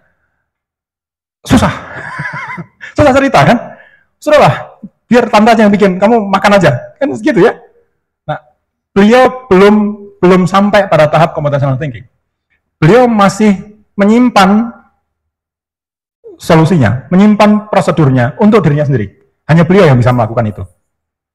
Nah, kalau nanti suatu saat beliau bergeser ke sini, menjadi computational thinker, beliau akan mulai berusaha mengeluarkan apa yang ada di dalam kepalanya menjadi sesuatu yang bisa dibaca dan dieksekusi oleh orang lain. Jadi yang ada di sini dicoba dikeluarkan menjadi prosedur, menjadi algoritma, menjadi apa gitu ya. Sehingga nanti bisa dikerjakan oleh orang lain, dikerjakan oleh komputer, dikerjakan oleh robot, atau dikerjakan oleh siapapun. Jadi sederhananya begitu. Kita ingin coba menggeser dari situ menjadi ke sini. Gitu. Karena kan kita tidak ingin ada orang yang ya dia pinter, tapi hanya bisa dikerjakan oleh dia sendiri. Ya. Ya. Oke. Sekarang kita kembali ke nasi goreng, Bapak Ibu. Oke. Masih ingat ya tadi yang empat elemen populer dari Siti? Apa Bu? ADP. Oh, masih gampang ingat gitu ya, ADP ya. Abstraksi, algoritma, dekomposisi, pengolahan pola. Kita coba terapkan itu ke resep ini. Abstraksi. Bapak Ibu bisa mengidentifikasi dari resep nasi goreng ini, salah satu contoh abstraksinya yang mana? Wajan, oke, wajan. Begitu dibilang wajan, itu kan asumsi kita menganggap semua orang sudah tahu wajan itu apa. Oke, boleh. Apalagi? Terus wajannya tadi merek apa? Wajannya merek apa? Iklan Ibu ya, iklan ya, yang anti lengket ya Bu ya, yang anti lengket, oke, yang dari marble dan segala macam ya, oke. Apakah wajan merek itu penting dalam resep ini? Enggak. Nah, detail itu enggak penting kan? Kita abaikan dulu. Itu contoh abstraksi. Ada apalagi misalnya nasinya nasi apa? terserah. Semakin kering semakin bagus ya Bu ya. Dan seterusnya.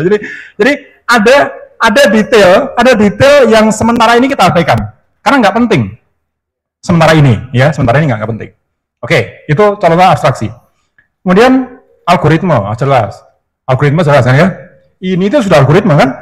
Algoritma. Ada inputnya, ada prosesnya, ada outputnya ya. Oke. Ambigu nggak prosesnya? Enggak, aman berarti kan, step by step-nya jelas. Algoritma dapat. AA sudah, dekomposisi. Dari nasi goreng yang seperti itu, bisa kita dekomposisi, bisa kita bagi-bagi. Contohnya apa? Ada bahannya, ada bumbunya, ada pelengkapnya, ya. Oke. Bahkan misalkan di sini ada kerupuk. Emang kerupuknya ini kan sudah sesuatu yang diproses sendiri ya, di luar kita bikin nasi goreng kan, asumsi gitu. Oke. Jadi ada dekomposisi. Ada pengelolaan polanya. Di mana kira-kira Bu? polanya. Ya, bisa gitu ya. Berubah warna kemerahan. Kayak mana ya? Semerah apa tuh? Kan berarti kita ngambil pengalaman kita sebelum-sebelumnya. Kalau nasi goreng itu cuminya sebaiknya atau udangnya sebaiknya semerah apa sih? Dengan seterusnya. Jadi ada banyak hal yang bisa kita ambil pola-pola dari pengalaman-pengalaman kita. Jadi sesuatu yang mirip-mirip kita bisa gunakan berulang untuk menyelesaikan problem kita yang berikutnya. Oke, sudah pintar-pintar ternyata. Dah selesai. Tugasnya selesai. Terima kasih. Ya, sekarang saya ambil challenge yang lebih agak ini. Kalau bikin nasi gorengnya kayak begini, Bapak Ibu, masih bisakah pakai resep yang seperti tadi?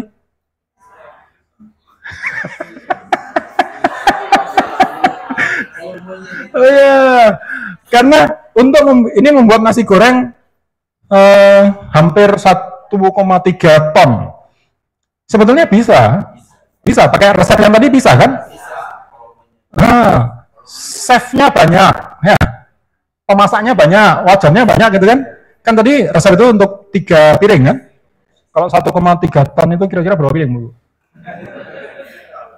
Banyak gitu ya? Mungkin sekian ratus piring gitu ya. Sekian ini. Jadi harus banyak pemasak, masak bareng-bareng. Kita bisa pakai resep yang tadi. Cuman kalau kita pengen masaknya begini, ini chefnya 52. 52 chefnya. Masaknya begini. Resepnya pasti beda kan? Pasti beda. Nah, jadi problem yang kelihatannya mirip. Kalau konteksnya berbeda, algoritmanya bisa beda. Ya. Jadi, nah itu nanti juga bagian dari Siti. Bagaimana kita mengadjust algoritma dasar kita agar bisa menjadi lebih efisien atau lebih scalable. Bapak Ibu yang di informatika pasti sudah sangat familiar dengan ini. Bagaimana ngejar efisiensi, bagaimana ngejar scalability, reliability, dan segala macam. Baik. Nah, untuk nanti ke siswa gitu ya, mungkin perlulah ada beberapa contoh aktivitas sehari-hari yang kita berikan ke mereka untuk memberikan insight gitu. Saya ambil yang dekat dengan ibu-ibu, belanja. Bapak mungkin juga ya. Kalau di supermarket ngantar ibu-ibu, nah, salah satu masalah yang sering saya temui nganterin istri belanja itu adalah setelah selesai belanja, terus memilih ini kasirnya yang mana, ya, itu kan problem besar, terutama kalau pada saat hari-hari promo, ya kan, hari-hari promo menjelang tutup itu kan rebutan kasir ya, nah, pengalaman semua pasti. Nah, gimana milihnya? Karena tujuan kita adalah bisa dilayani oleh kasir secepat mungkin kan, biar bisa segera pulang. Gimana Bapak Ibu milihnya? Cari yang paling pendek. Cari yang paling pendek. Oke, jadi hitung ya. Jadi misalkan di situ ada 10 kasir gitu, scanning. Terus lihat mana yang antrian paling pendek kan? Oke. Yang paling sedikit barangnya. Jadi yang paling pendek, yang paling sedikit barangnya. Oke, apa lagi Bapak? Yang kenal kasirnya. Ini kekuatan orang dalam gitu ya. Ya. Jadi ada banyak hal yang bisa kita pertimbangkan untuk menyusun algoritma, bahkan untuk menentukan kasir sekalipun. Di kepala kita tuh ada algoritmanya Bapak Ibu, percaya saya. Cuman nggak pernah keluar aja. Ya kan? Cuman beda cerita, kalau nanti Bapak Ibu ngajarin anak-anak belanja. Nah, kalau nanti kamu belanja, cara milih kasir gimana? Nah, mulai masalah tuh, coba. Bapak Ibu ngajarinnya gimana coba? Oh, nah, karena nanti kamu lihat dulu, ya kan? Cari yang paling pendek, antriannya, cari yang barangnya paling sedikit, cari yang kenal kasirnya, tetangganya atau apa gitu ya. Apalagi dan seterusnya, gitu kan? Jadi banyak hal yang bisa kita pakai untuk nyusun algoritma kita. Contoh misalkan kita perlu data, misalnya ini. Kita perlu data estimasi aja sih. Rata-rata waktu belanja, kalau orang pakai keranjang itu di kasir berapa lama sih? Anggaplah misalnya gitu ya. Ini anggap aja 1 menit. Kalau kalau ditenteng 1 menit, kalau dalam keranjang 2 menit. Kalau pakai trolinya setengah penuh 3 menit. Kalau penuh nggak tahu 6 menit misalkan. Ini saya ngarang ya. Misalkan begitu, kita punya ini. Jadi akhirnya kita kan bisa punya begini kan Bu? Bapak Ibu? Ya.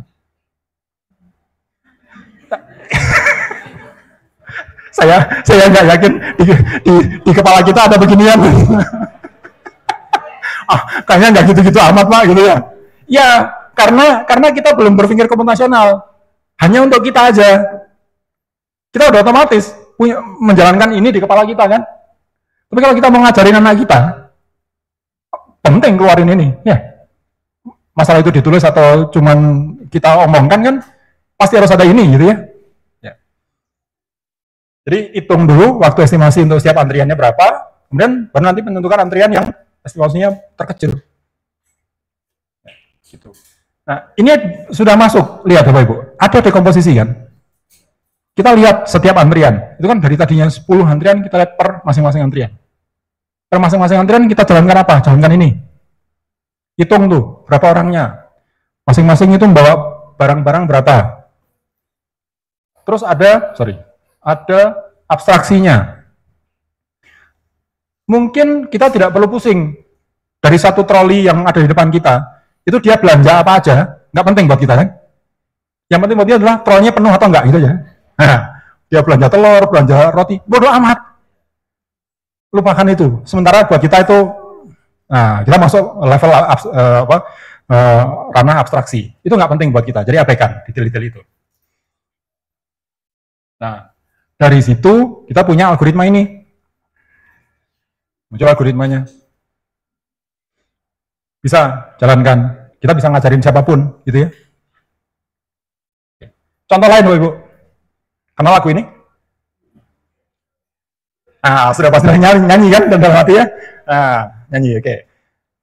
Ditanya, kalau lagunya begini, itu kan jumlah anak ayamnya berapa? 4. 4 kan? Nah, sekarang, nggak nyampe ternyata, sorry. Kalau anak ayamnya banyak, lagunya gimana? Anak ayamnya jutaan gitu ya. Terus pola lagunya gimana? Kan pasti panjang, Mbak. Iya, ngerti panjang. Cuma maksudnya pola lagunya gimana? Bikin lagunya gimana gitu. Kita bisa lihat dulu dari yang ini, yang 4 anak ayam ini. Polanya kayak apa? Kita bisa analisis kan?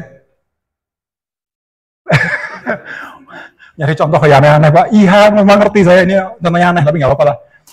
Lihat, ini kan selalu ada dan berulang. Syair yang ini. Kemudian di bait yang ini ada variabel. Nah, lagunya punya variabel. Ada variabel kan? Variabel anak ayam yang dekremental kan ya? Turun kan? Dari 4 jadi 3 jadi 2 ya. 2 jadi 1, 0 gitu kan, tinggal induknya. Ada pola kan? Ada pola. Pinter dah. Beres. Dari situ bisa kita bikin algoritmanya. Ya enggak? Ya enggak? Jadi, kalau mau masukin anak-anaknya berapapun, bisa masuk sini ya. Selesai tuh. Nah, Pak Ate Mahmud pensiun udah. Ya, Pak Ate Mahmud ya? Ya, Pak Ate Mahmud pensiun udah. Kita bisa bikin. Cuman, saya mau challenge Bapak Ibu, karena ini guru-guru informatika. Ada nggak batasan jumlah anak ayamnya? Kalau kita punya algoritma begini.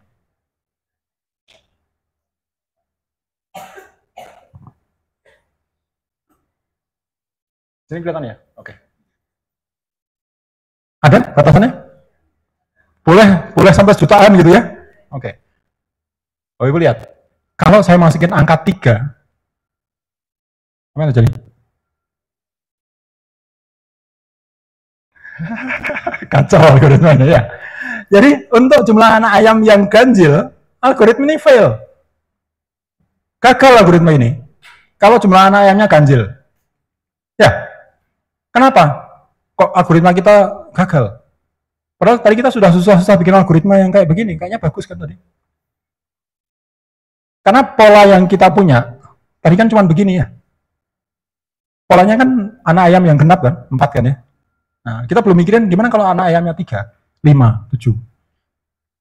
Nah, kalau begitu, Bapak Ibu nanti PR. Gimana bikin algoritmanya? Kalau anak ayamnya bisa ganjil, harus bisa ganjil gimana caranya ya? Karena misalkan anak ayamnya satu, kan langsung ke mana? Langsung ke sini kan?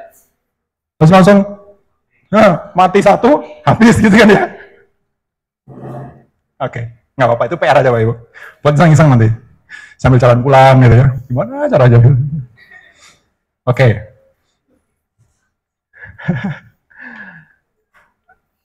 Saya sampai jam 10. Masya Allah. Sampai sore. Ini penyiksaan ya. Saya sih nggak apa-apa Bapak Ibu yang kasihan. Nanti kan menunggu jam 10 beri masalahnya. Nah, tadi kita bilang Siti itu bisa dilatih. Nah, gimana melatihnya? Tadi kita sudah latihan Bapak Ibu ya. Sudah kerasa ya. Ada sesuatu yang agak berubah di kepala kita ya. Latihan situ yang berubah bukan ototnya, Bapak Ibu. Di dalam kepala ada yang berubah. Ototnya mungkin iya, kalau yang Siti unplug, karena nanti ada lompat-lompatnya ya. Lompat-lompatnya, agak keringetan dikit lah ini. Nah, bagaimana berlatihnya? Macam-macam. Berlatihnya itu, kita bisa mulai dari yang ringan dulu. Nggak mungkin kita berlatih langsung pakai barbel yang segede gaban gitu, langsung bisa patah tulang leher yang kemarin ada berita itu ya. Jadi mulai dari yang sederhana dulu, kita gunakan program-program yang sederhana. Nanti juga ke anak-anak juga begitu, kita mulai dengan program yang sederhana, dan nanti lama-lama meningkat. Nah, kalau di Bebras Challenge itu bahkan sudah dibikin stepnya ya. Ada step apa yang paling penting? Si kecil, siaga, penggalang, penegak. Oh, mirip pramuka ya? Mirip pramuka. Oke. Nah, nanti di latihan Siti itu kita akan lebih fokus di sini Bapak Ibu, di bagian yang dua yang saya kotak di tengah itu. Jadi bagaimana kita mulai dari problem formulation yang sederhana, yang lebih yang simple gitu ya, understandable. Kemudian kita mencari solusinya. Jarang-jarang sampai harus disuruh eksekusi ya. Ada sih, tapi jarang-jarang. Nah, kita bisa lebih fokus di yang dua tengah itu. Jadi cara dakwatnya tadi sudah disinggung oleh Bu Emma. Ada yang unplug, ada yang plug. Ada yang tanpa alat elektronik, hanya perlu mungkin pen and paper gitu, hanya perlu pensil dan kertas. Ada yang nanti sampai lompat-lompat, ada yang plug, yang pakai alat elektronik, yang pakai komputer juga ada. Jadi nanti disesuaikan dengan kondisi di lingkungan Bapak Ibu, kemudian juga tujuan dari pembelajaran Bapak Ibu. Ini contoh dari yang unplug. Nah, nanti Bapak Ibu akan bermain-main dengan yang contoh-contoh unplug ya. Ada banyak contoh aktivitas Bapak Ibu di csunplug.org.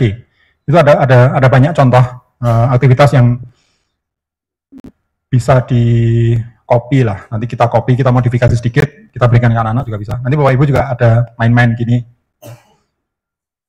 Dan biasanya menggunakan barang-barang yang ada di rumah gitu. Pakai kertas bekas gini ya. Kemudian ya cuman pen and paper begitu. Atau pakai timbangan sederhana gitu. Bisa kayak gitu. Kemudian yang berbasis kartu soal juga ada. Tadi salah satunya disebut Bu Emma, ada Bebras Card Challenge, Bebras Card namanya, Bebras Card. Meskipun sekarang sedang susah di pasaran. Jadi di kartu ini satu sisinya isinya soal, satunya solusi, gitu ya. Udah soal, solusinya ada di terakhir, ya betul. Jadi ada soal yang kita bisa, ya, mangga Bapak mau ditunjukkan ke anak-anak atau anak-anak nanti bisa ini sendiri ya. Jadi ada kartu yang isinya itu. Dan sudah dikelompokkan. Lihat Bapak Ibu di sini ada umur 7 tahun, umur 10 tahun, umur 13 tahun. Jadi usianya sudah disesuaikan. Meskipun ini usia di sana ya, usia di sana Bapak Ibu di tempat dibuatnya kartu ini, anak-anak kita kadang-kadang yang usia sini pun dikasih soal yang itu belum tentu gitu. Loh, jangan anak-anak Bapak Ibu, gurunya. Jangankan guru Bapak Ibu, dosen yang kemarin yang Bapak ya, dosen Bapak Ibu, ada satu soal, ini gimana solusinya? Loh, Ibu kan dosen informatika. Iya, tapi saya nggak ngerti ini soalnya gimana. Nggak apa-apa, nggak apa-apa, nggak apa-apa. Itu sesuatu yang manusiawi, wajar. Ya. Namanya juga kita latihan. Ya. Oke. Kemudian ada yang plug, yang pakai alat elektronik, misalkan yang berbasis web. Nanti tadi sudah disebut oleh Bu Emma, ada web yang disediakan untuk latihannya. Nanti URL-nya disampaikan oleh Bu Lydia. Bu Lydia ada URL-nya, ada bagaimana cara aksesnya dan seterusnya. Nanti bentuknya mirip-mirip begini, Bapak Ibu. Sebagian besar materinya yang soal-soal di situ adalah soal-soal tantangan bebas challenge internasional ya. Jadi soal-soal yang dibuat oleh banyak tim di banyak negara. Yang contoh misalnya ini dari bendera mana, Bapak Ibu? Laos ya. Saya malah nggak tahu. Ya percaya aja lah. Pokoknya itulah gitu ya. Jadi minimalnya bukan bendera Indonesia ya. Jadi kelihatan bahwa soal ini dibuat oleh orang Laos. Itu misalkan gitu ya. Kayak gitu. Meskipun soalnya pilihan ganda, mikirnya nggak sederhana. Pilihan ganda kan biasanya cap cip ya. Gitu kancing gitu kan. Gitu. Nah, ini harus mikir benar gitu. Atau juga ada yang media yang seperti ini. Jadi ini kalau ini benar-benar melatih logika dan untuk menyusun algoritma, Pak Ibu ya. Jadi ada problem seperti ini. Ini misalkan orang di sini dia harus bisa sampai ke sini. Algoritmanya kayak apa gitu. Ada yang menyediakan webnya namanya Blockly. Nanti akan disampaikan mungkin oleh Pak Agung kali ya di pertemuan kedua. Jadi hal yang seperti ini nanti ada sesinya Pak Ibu, ada tanda gitu. Kemudian ada yang memang betul-betul pakai programming. Nah Bapak Ibu yang sudah punya siswa yang sudah biasa program, boleh menggunakan itu. Karena itu pasti sudah sangat dekat dengan Siti ya. Boleh yang programming berbasis visual atau yang berbasis tekstual. Untuk anak-anak yang masih di level bawah biasanya akan lebih mudah kalau nyoba yang visual dulu ya, visual programming. Untuk yang tingkat-tingkat atas, SMP menengah ke atas dan SMA sudah bisa mulai ke sini. Atau yang punya robot Bapak Ibu di sekolahnya, yang punya robot-robotan ya, bisa dipakai. Baik robot yang fisik maupun robot virtual. Jadi misalkan yang ini, robot virtual ini dari CMU, Carnegie Mellon University. Mereka buat robot virtual, jadi kita bisa mengontrol robot virtual itu pakai Blockly seperti ini. Jadi kelihatan nanti robotnya jalan gitu. Kita nggak harus beli robot beneran gitu ya. Nggak harus beli robot beneran, tinggal masuk ke akun dia. Oke. Nah, berikutnya bisa dengan cara latih tanding. Nah, kalau latihan sendirian nggak seru, harus ada temannya. Salah satu caranya dengan ikut Bebras Challenge. Ini sekaligus untuk melihat, bukan untuk juara-juaraan, cuma untuk melihat saya ini sudah seberapa progresnya dibandingkan teman-teman saya misalkan gitu. Jadi salah satu media ini bisa dipakai. Nanti Bapak Ibu juga bisa kenalkan ini ke siswa Bapak Ibu untuk mengikuti Bebras Challenge misalnya. Nanti ada sesi khusus untuk Bebras Challenge di pertemuan kedua, Bu Ade kalau nggak salah. Ya. Nah, dari rangkaian latihan tadi Bapak Ibu, saya boleh ikut titip pesan ya Bapak Ibu ya. Jadi pada saat tadi Bapak Ibu berinteraksi dengan siswa, saat berlatih Siti dengan cara apapun, yang unplug maupun yang plug, itu hasilnya memang penting, tapi yang juga penting adalah proses bernalarnya dan berargumennya. Jadi karena yang kita mau poles itu adalah apa yang ada di dalam kepala dia. Maka yang penting bukan semata-mata hasilnya benar, hasil benar oke lah, itu penting. Tapi prosesnya, bagaimana dia menjelaskan, oh cara saya mendapatkan hasil ini caranya begini loh. Berarti kan dia harus memaksa diri mengeluarkan cara dia berpikir. Itu yang menurut saya cukup penting, karena tidak semua bisa begitu. Ada anak ditanya, ini jawabanmu gini, ya betul, bagus. Caramu gimana? Ah gitu aja lah Bu, gitu kan ya? Sebenarnya itu kan, pokoknya gitu deh Pak. Gitu. Apalagi yang jawabannya, wah wangsit Pak, cilaka ini. Nggak boleh ya. Jawaban by wangsit itu ya nggak boleh kalau di situ. Jadi harus ada gimana proses bernawarnya, harus dia ceritakan dan bisa berargumen. Kenapa bisa dia memilih cara itu? Karena bisa jadi problem yang sama, solusinya itu open, solusinya itu bisa banyak. Nah, kenapa dia memilih cara itu sehingga menghasilkan hasil yang seperti ini? Itu kan dia perlu argumen. Bisa jadi semuanya benar, Bapak Ibu. Nggak apa-apa. Tergantung argumen dia. Ya. Oke, itu.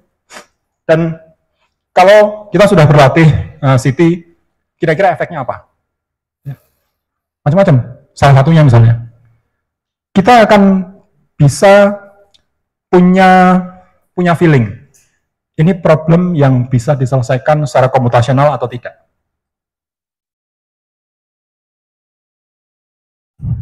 Apa contohnya yang tidak bisa ya? Misalnya baca astrologi,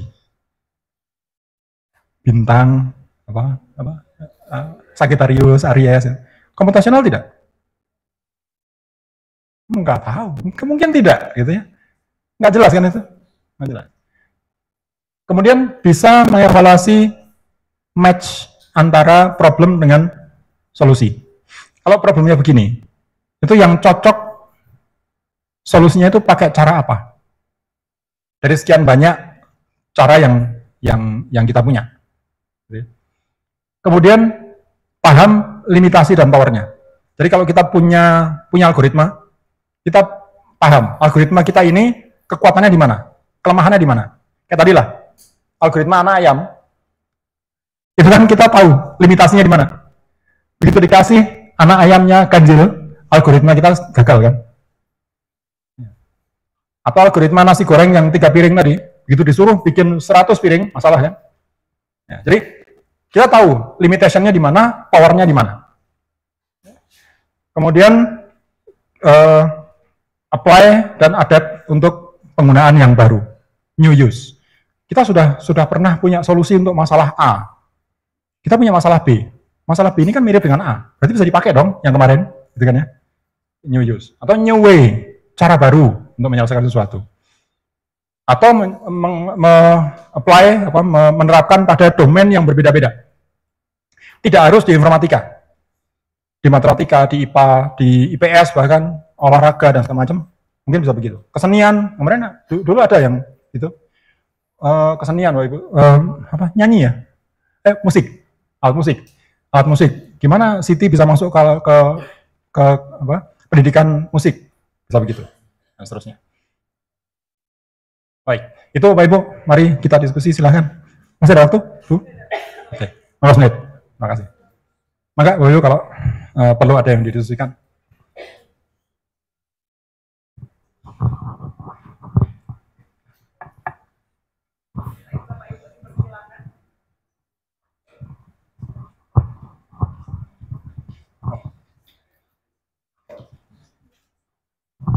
Gimana Bapak Ibu, sudah bisa bikin soal Siti ya?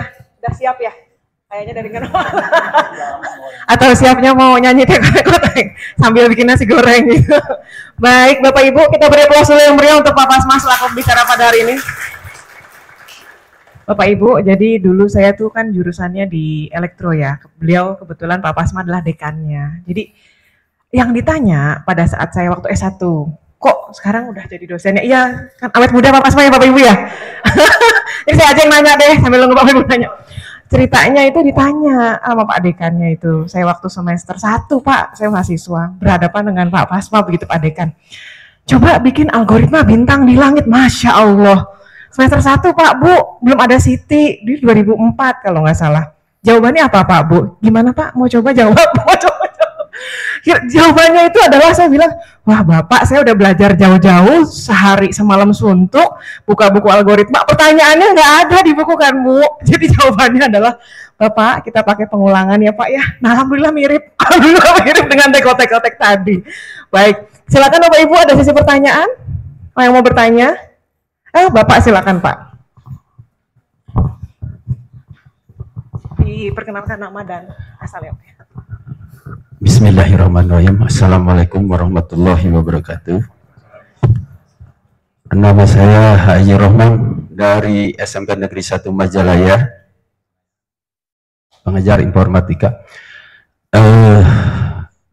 Banyak sekali permasalahan yang namanya informatika di lapangan, di kelas, terutama siswa, ya. Karena notabene itu usianya, usia cara pemecahan masalah berpikirnya, karena dia itu usia katakanlah transisi, ya, di bawah level, katakanlah kata ibu bapak mahasiswa, kita sulit, Bu, untuk menerapkan Siti ini, ya. Nah, tadi bapak telah membacakan masalah ada AADP, yaitu Abstraction, Algoritma, Veteran, dan Algoritma. Ketika saya memberikan permasalahan, ketika itu mapel saya kelas 9, yaitu algoritma dan program, ternyata anak itu katakanlah sulit, bahkan Pak, kalau informatika itu lebih dari matematika katanya, ya.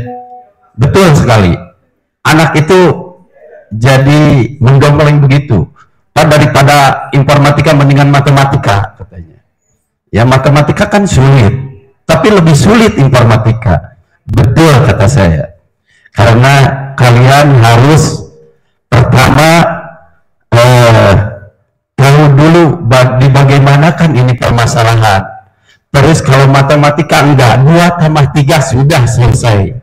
Kalau informatika dipikirkan lagi, dari 2 tambah 3 itu bagaimana gitu. Nah, yang saya tanyakan Bapak Ibu yang terhormat, nah kalau di lapangan itu konsep dasarnya untuk memberikan suatu ajaran contoh-contoh yang supaya dasar levelnya terbuka, itu yang namanya pola pikir anak di usia itu satu harus bagaimana, apakah harus mengikuti tadi dari yang ringan, sedang, problemnya sampai berat gitu. Tetapi di lapangan sulit gitu Pak, Bu, sulit ya, karena anak-anak bermacam-macam latar belakangnya. Karena ada yang pola pikirnya 1 menit bisa 2 menit, apalagi ini 36 siswa, ya, itu sangat sulit kalau tidak dikelompok-kelompokkan. Nah, saya dari pengajar, mungkin Bapak Ibu bisa menerapkan ini di anak SMP, ya, yang saya ya geluti, bagaimana caranya Siti ini supaya nempel gitu di anak. Karena sulit sekali kalau saya lihat dari 36 itu cuma 2 orang yang bisa, yang lainnya ya udah, ya. Nah itu barangkali. Terima kasih. Assalamualaikum warahmatullahi wabarakatuh. Maksudnya, terima kasih Pak Rohman ya, Pak Rohman ya, Pak Rohman. Pertanyaannya sulit Pak. Pertanyaannya sulit. Kami juga mengalami hal yang sama. Jadi meskipun tadi Pak Emma sampaikan kami di level yang lebih tinggi mahasiswa gitu ya, Bapak Ibu di siswa, bukan berarti masalah itu tidak ada Pak. Sama Pak. Kami juga mengalami hal yang sama. Jadi kadang-kadang untuk anak-anak kita itu sudah ada stigma bahwa informatika atau programming itu sesuatu barang yang sulit. Jadi stigma itu yang membuat kesononya jadi beban, ada mental block gitu ya. Karena mereka menganggap informatika itu nanti akan berurusan dengan komputer yang kalau disentuhnya salah bisa meledak gitu ya. Jadi kan kita kadang-kadang kita sendiri juga salah. Hati-hati loh megang komputer, meledak gitu ya. Jadi sekarang udah enggak ya. Jadi memang iya Bapak Ibu. Kita bisa mulai, mau tidak mau harus mulai dari sesuatu yang relatif terjangkau oleh level mereka, mau tidak mau itu. Dan kalau pengalaman saya, mungkin kami juga sama, kita mulai dari sesuatu yang konkret Pak, yang dekat dengan keseharian mereka. Bahkan misalkan seperti tadi, saya ambil contoh nasi goreng, itu buat Bapak Ibu semua, itu pasti relevan. tidak ada yang tidak kenal nasi goreng. Nah, mungkin salah satu triknya adalah kita ambil contoh atau konteks yang relevan dengan keseharian mereka dulu, Pak. Sehingga mereka merasa engage, merasa bahwa oh ya ini dunia saya gitu. Bukan saya yang harus terbang masuk ke dunia informatika yang asing. Karena kalau kita posisikan begitu, buat mereka itu sudah mental block duluan. Jadi kita bawa, jadi seolah-olah kita ini semacam marketing, Bapak Ibu ya, jualan informatika, jualan City nanti ke mereka. Jadi kita yang berusaha masuk ke mereka, masuk ke dunia mereka. Misalkan, mohon maaf, ada di satu sekolah yang kebetulan di sekolah itu hampir semua siswanya itu dari keluarga petani dan peternak. Kalau kita ambil contoh kasusnya adalah sesuatu yang berhubungan langsung dengan komputer, dengan handphone, 90% nggak punya. Bayangin aja susah. Maka kita masuk lewat sesuatu contoh yang dekat dengan mereka. Kita punya kambing begini, kita punya sawah begini. Bu Emma punya contoh yang cukup menarik itu. Kita punya tanaman yang tanaman itu harus dilindungi dari hama dengan tanaman yang lebih besar di pinggirnya. Misalkan begitu ya, bayangkan begitu. Mohon maaf saya nggak bisa coret-coret. Misalkan kalau tanaman yang harus dilindungi itu anggaplah tanaman A, yang tanaman pelindungnya tanaman P gitu.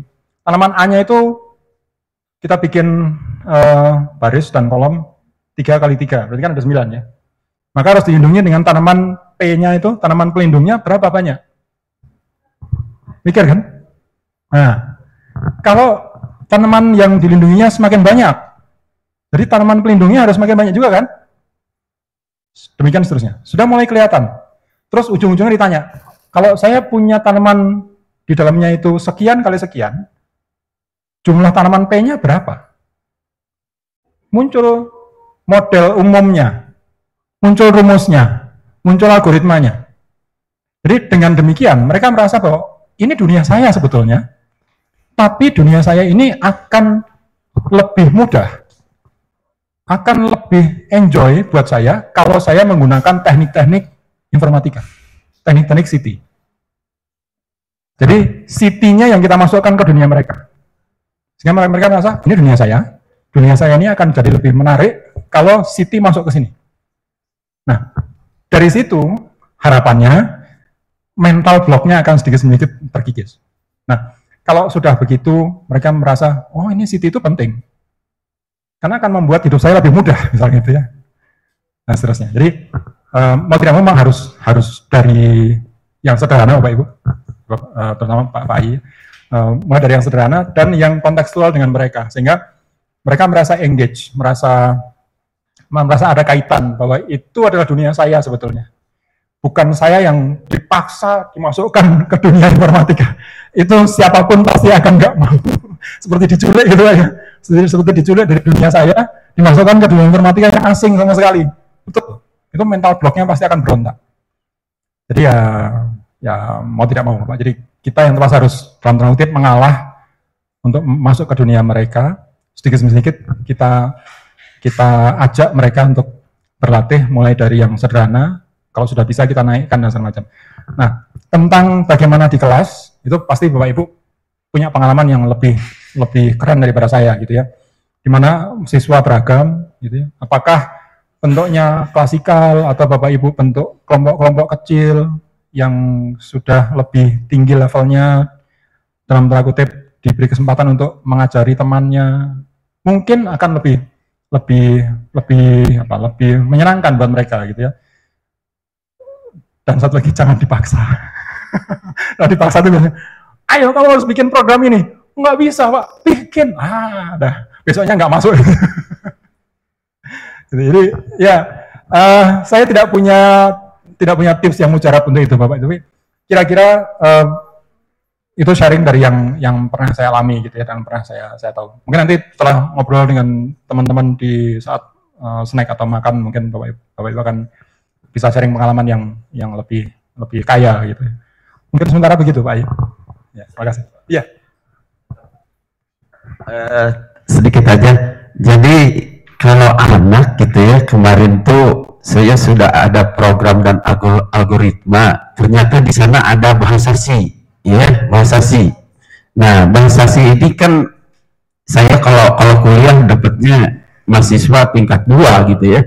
Ini tingkat kelas 9 sudah ada bahasa C di program algoritma di bukunya gitu. Nah, ini bagaimana? Belum lagi mikir misalkan buat program luas misalkan. Kan itu luas matematika ya, panjang kali lebar. Harus nerangin dulu matematika, ya. Terus harus nerangin lagi sintak-sintak atau perintah-perintah bahasa C. Sehingga anak itu bingung gitu, apalagi ke sana gitu ya. Nah yang tadi, kalau diterapkan yang tadi, kalau anaknya itu urgen, kalau dia itu mengerti, pasti dia itu nempel gitu. Tetapi ini dasarnya itu tidak nempel gitu, dari kelas 7-nya. Sehingga dari kelas 9-nya mumet gitu. Nah itu barangkali itu, Pak. Terima kasih. Assalamualaikum.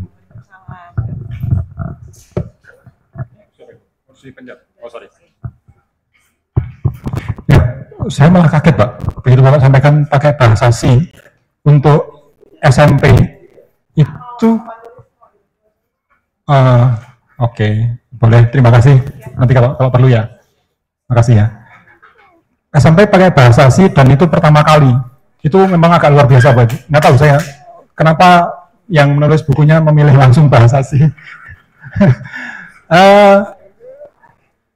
Kalau saya boleh saran sih, ya saya, waduh luar biasa, ya.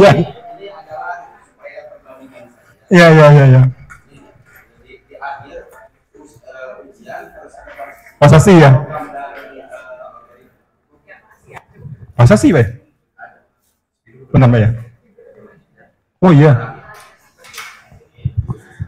Untuk siswa yang pertama kali ketemu, pusing pasti. Saya setuju. Gurunya lebih pusing. Gurunya lebih pusing. Ya itu. Nah, saya nggak tahu, boleh nggak Pak ya kalau kita ubah ya, maksudnya untuk setelah kita mengenalkan algoritma, kemudian masuk ke programming. Untuk siswa yang pertama kali kenal, mungkin akan lebih mudah transisinya kalau pakai yang visual programming. Sudah. Pakai Scratch.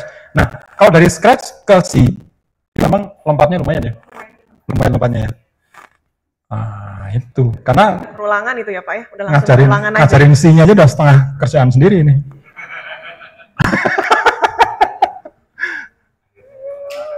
Akhirnya kenalan aja ya. Ini bahasa C gitu ya. Ya. Kontekan aja.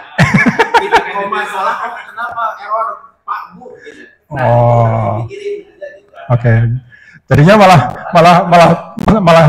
malah pusing dengan sintaks ya, Pak ya. Bukan dengan algoritmanya gitu ya. Ya. Betul. Dan ini buku yang memang harus di oke. Ya, dari itu kalau saya lihat bukan dari Kemendikbudnya gitu. Oh, pilihan. Bukan sidang, memang visual programming juga mengenal bahasa sih. Ya. Si programming itu bukan ke detail si bahasanya, enggak. Ya. Adapun pengenalan mungkin hanya sekedar dasar dan sintaknya saja. Oh, oke. Oke.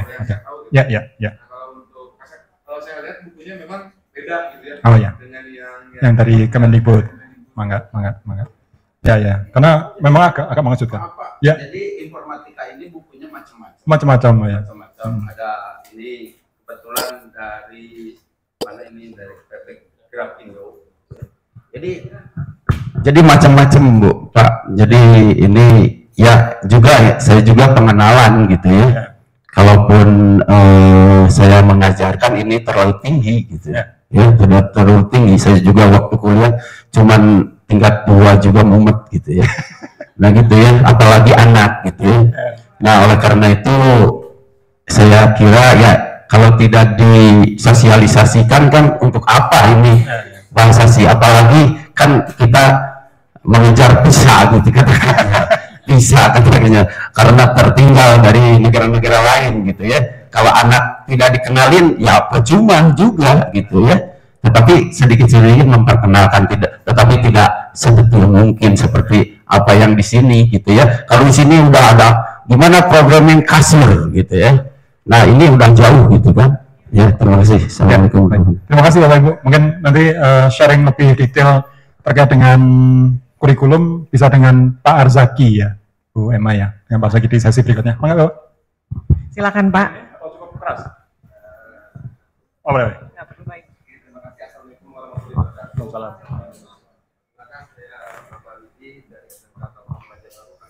Kalimantan luar biasa.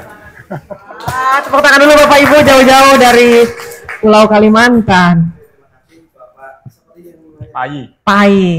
Ya. Menambahkan Pak, Ya. jadi pengalaman kami di Banjarbaru, Kalimantan Selatan itu kalau kasus seperti Bapak tadi itu nggak perlu seorang guru TK memborong semuanya. Jadi ada namanya integrated learning. Integrated learning. Integrated learning ini kita melibatkan satu tujuan blok itu ada 4 guru yang dilibatkan. Contohnya jika tadi informatika tadi kasus seperti itu, maka kita libatkan guru pemrograman, guru matematika. Terima kasih. Oke, jadi di SMK Taman Baru tuh kita membagi-bagi ada berapa blok dalam satu semester. Nah, kasusnya tadi itu memang benar. Jika informatika itu diborong oleh satu guru, itu kita kesulitan. Saya guru pengajar informatika, jika bertemu seperti itu pun kami kesulitan. Maka harus ada seorang spesialis di dalam memecahkan satu masalah tersebut. Nah, di situ harus ada, sebelum kita masuk ke situ, kita harus bikin modul dulu. Modulnya itu masuk ke integrated learning, di mana kita melibatkan ada, berarti kalau seperti itu kasusnya 4 guru. Guru pemrograman, guru matematika, guru informatika, sama guru terakhir itu PKK, prakarya. Karena ada PKK terakhir, karena harus menghasilkan produk. Nah, jadi endingnya mulai dari hulu sampai ke hilir itu sudah jelas bahwa ini tujuan blok kita ini menghasilkan ini. Jika kasus cetak programan, maka kita mengalihkan gurunya masuk dengan permasalahan yang sama, tidak membuat masalah baru. Jadi programnya tadi jika luas segi panjang, nah nanti kita guru itu yang masuk. Nah, guru informatika sebagai fasilitas di mana dia mengambil segmen dari sub mata pelajaran, sub dari permasalahan yang tadi. Mungkin itu Pak solusinya Pak. Terima kasih. Assalamualaikum warahmatullahi wabarakatuh. Waalaikumsalam warahmatullahi wabarakatuh. Makasih Pak. Sharingnya luar biasa. Jadi perlu ada koordinasi di level kurikulum berarti Pak ya. Sehingga nanti kurikulum itu akan muncul blok-bloknya di mana akan dibagi porsi yang tepat untuk mata pelajaran A, B, C, D, di mana nanti setelah A, B, C, D itu selesai maka problemnya secara otomatis selesai gitu ya. Oke. Menciptakan satu ya.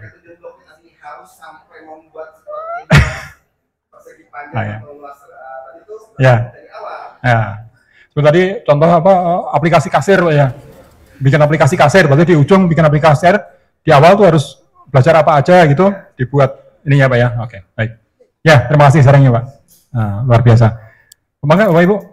Bu Tisa, masih ada waktu? Habis.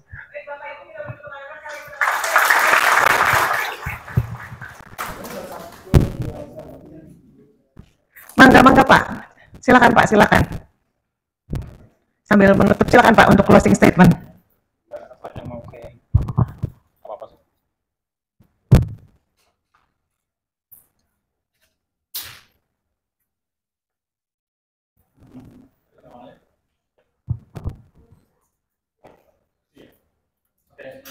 Ini Bapak Ibu, mangga nanti kita pasti nggak akan selesai di workshop ini saja. Bapak Ibu yang masih merasa haus untuk mencari apa itu City, bahan bacaannya banyak.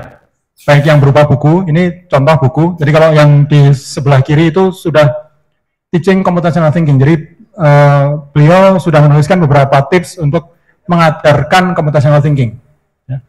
Sementara kalau di sini untuk problem solving dan programming. Tidak hanya 2 ini saya hanya ambil contoh ya. Bapak Ibu bisa cari lagi yang lain. Oke, terakhir saya mau pinjam quote-nya Ki Hajar Dewantara. Kalau pendidikan adalah penyemaian benih kebudayaan. Kemudian itu modif sedikit oleh Bu Inggrani Lim, foundernya Bebras Indonesia. Beliau menyampaikan pendidikan City itu adalah penyemaian benih kebudayaan digital. Jadi karena nanti anak-anak dan kita juga akan masuk ke dunia digital, maka mau tidak mau landasannya adalah ini. Nah, dengan City itu nanti kita akan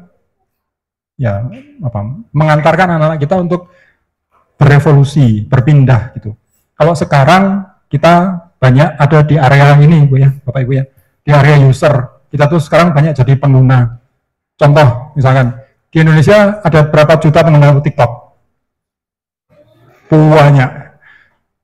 Data terakhir 120 sekian. Nah, meskipun TikTok Shop ditutup ya. Nah, itu yang sekian ratus juta itu ingin kita geser, tidak lagi hanya sebagai user, tapi akan geser menjadi knowledgeable and ethical user. User yang pintar dan beretika. Kan challenge kita sama-sama ya. User yang knowledgeable dan ethical. Kemudian suatu saat nanti kita akan geser itu menjadi kelompok yang bisa menjadi developer. Boleh tahu berapa jumlah developer di Indonesia? Nggak nyampe 200 ribu, Ibu. Dibandingkan dengan sekian ratus juta pengguna TikTok. Jadi kita akan geser yang tadi gunungnya ada di sini, puncak gunungnya itu. Kita geser ke sini. Lama-lama kita geser ke sini, lama-lama kita geser ke sana. Kita buat anak-anak itu menjadi inventor dan inovator. Entah sekian tahun ke depan, tapi kita sama-sama berusaha mencapai ke situ ya, Pak Ibu ya. Amin. Baik. Ya, terima kasih. Terima kasih Pak Pasmal. Wah, sampai tidak terasa kita sudah waktunya tadi harapan awal ya Bapak Ibu ya, kembali kepada bisa melakukan ramah-tamah di luar. Sudah tersedia nanti hidangan yang Bapak Ibu bisa santap sampai dengan 15 menit ke depan. Tapi sebelum itu Bapak Ibu boleh ya, mohon izin minta waktunya sebentar untuk foto bersama di sini. Bapak Ibu kita menyiapkan gaya terbaik kita. Dipersilakan Pak Bu untuk maju ke depan. Setelah itu bisa menyantap snack di depan ruangan ini. Terima kasih. Saya bantu pandu ya Bapak Ibu ya, silakan langsung mau di depan, urutannya jejer. Silakan.